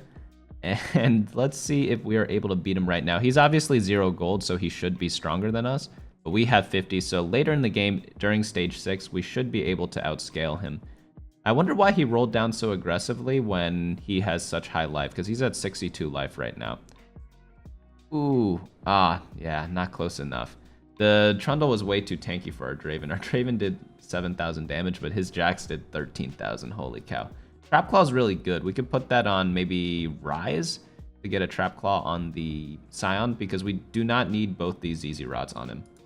Especially in this stage of the game where it's like kind of later, so ZZ Rod doesn't have as much value. So we'd much rather have like one ZZ Rod, the Static Shiv, and then the Trap Claw on the Scion. So the way to play around Abominations, you could actually choose which items go on Scion, which is something that not too many people know about. And the way you do it is he always takes the items closest to the gravestone on the left-hand side. So that is where you want to put the items where you'd want to play him in. I'm not really too sure how to play that. I don't think we have the gold to go for Draven 3. That's why I didn't end up picking him up. And then, yeah, so I dropped that on Rise. And then I want to put the ZZ Rods further away. So I should put the Callista closer. I'm probably going to do that in the next round. Let's see what items go on him. Yeah, the 2 ZZ Rods go on him. I need to change that for next round. Alright, so this Draven, he's living so far against these assassins. He's only got Nocturne 1, so that's really good news for us, but he still ended up killing him. I think Mordekaiser can clean this up, though. Oh no, the LeBlanc. Really unfortunate. I think this is the patch where they added the delay to her chains. Notice how she's not, like, shooting them out super constantly. She has to auto in between, so it is like a nerfed interaction, but obviously it's still really good when you have a 3-star LeBlanc. So we are rolling down now. We need the Nunu 3, right? Is there something better to play than 4 Legionnaire as well? Probably just random legendaries. I'm not too sure what I can afford because I have no pairs on my bench right now. Probably want like a Darius, and maybe a Volibear. I'm not really too sure, but we'll have to wait and see. I swapped my team around now so that I get the Trapclaw and the Static Shiv on the Scion, and then only one Zizurat on him. It's a Trundle guy again. This guy is obviously super scary. I don't think we can beat him until we hit like a Nunu 3-star, because that's really our next power spike, because replacing both Callista and the Yasuo, it's going to be really expensive because we just only have the Dariuses. We don't have a third unit. The third unit can be, or sorry, the second unit. Second unit, it could be something like a Kindred 2-star. That'd be really nice as well. Give us some more survivability in the late game. Alright, so we're facing one assassin plus the Trundle player, the skirmisher player. And we're just going to roll down a little bit, try to look for this Nunu. Don't end up getting him there. Yeah, I probably want this Viego over the Victor. I should have replaced him before. And alright, we're doing more roll downs. I guess I'm really just looking for the Nunu 3-star because again, like even if I get Darius 2, I'm not going to take out Yasuo and Callista to put in like a Darius and then one random unit, unless that random unit is a 2-star of something really good, because I think the synergies might just be better than that. Alright, so this guy's Diana jumped directly to our Draven. Bad positioning on our part because, well, you don't want your Draven to just die at the start of the fight ever. Are we able to work out on this LeBlanc though? Maybe we could live with like 1 life. And we're at 14 right now. I think we need to kill 1 more unit. Are we able to do that?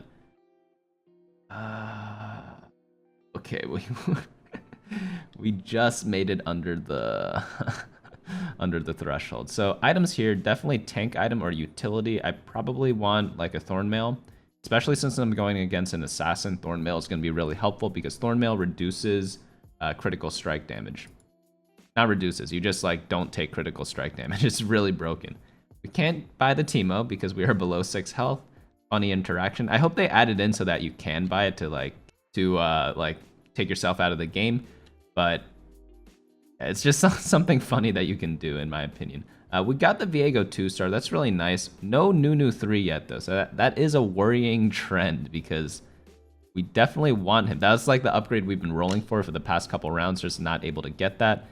And alright, Scion just jumps to the back. We got a great CC on this Jax. Wow. See, Viego, some games he just completely carries by taking the enemy's Jax, but other games he just doesn't do anything, and you're like, why am I running this 15 gold unit that isn't doing anything for me? That's like hot garbage. But he's able to clean up there. We get to steal his Jax, and oh, he almost has Jax 3. Holy cow. He has a lot of 3-stars. We need at least Nunu to compete against him. I don't know how he got so many. He rolled so much, and like I don't know how he econ back up to find Pantheon 3 and then almost have Jax 3 with the Nico on his bench. That's absolutely nuts to me. You know, some people are born different, but we repositioned a little bit. Let's see how it ended up. We want to get the Viego on the Jax again, obviously, and then we want our Pantheon, not our Pantheon, our Draven to not get stuck on Pantheon because Pantheon's ultimate gives him a lot of shielding, so we just want to make sure we avoid that because then he does like 20 autos on the Pantheon and he just never dies. Draven does a great job of killing Jax there, and look, 1, 2, 3, 4, 5, 6, 8, 9, 10, 11. Okay, he did 11 autos on the Pantheon and he still wasn't able to kill him. So no Nunu 3, unfortunate there. But I think this was the game we got to Diamond with. So that is how you do it, guys. Bronze, or not bronze, unranked to Diamond, Iron to Diamond. Obviously, it took longer than just 6 games because like it's just physically impossible to get from Iron to Diamond in 6 games. But I was able to show you guys how to play at each elo and how to climb out of there. So use all those principles in your games wherever you are, and good luck on getting to Diamond. If you guys do end up hitting it, say you watch this video, then like a week later or 2 weeks later, even like 2 months later, you end up hitting it, let me know down in the comments below. And of course, if you guys enjoyed this, I'll be doing more of these. So I'll be doing like either only 1 comp or maybe flexing. If I'm trying to do like Grandmaster or Challenger challenges, I might have to do like more flexible builds, unless something actually is absolutely broken OP. But Apart from that, I hope you guys enjoyed this. Go ahead and subscribe below if that is of interest to you, and I will see you all later. Hey guys, thanks so much for watching. Don't forget to share and subscribe, and of course smash that like button. Each like is an LP I gain before the next video.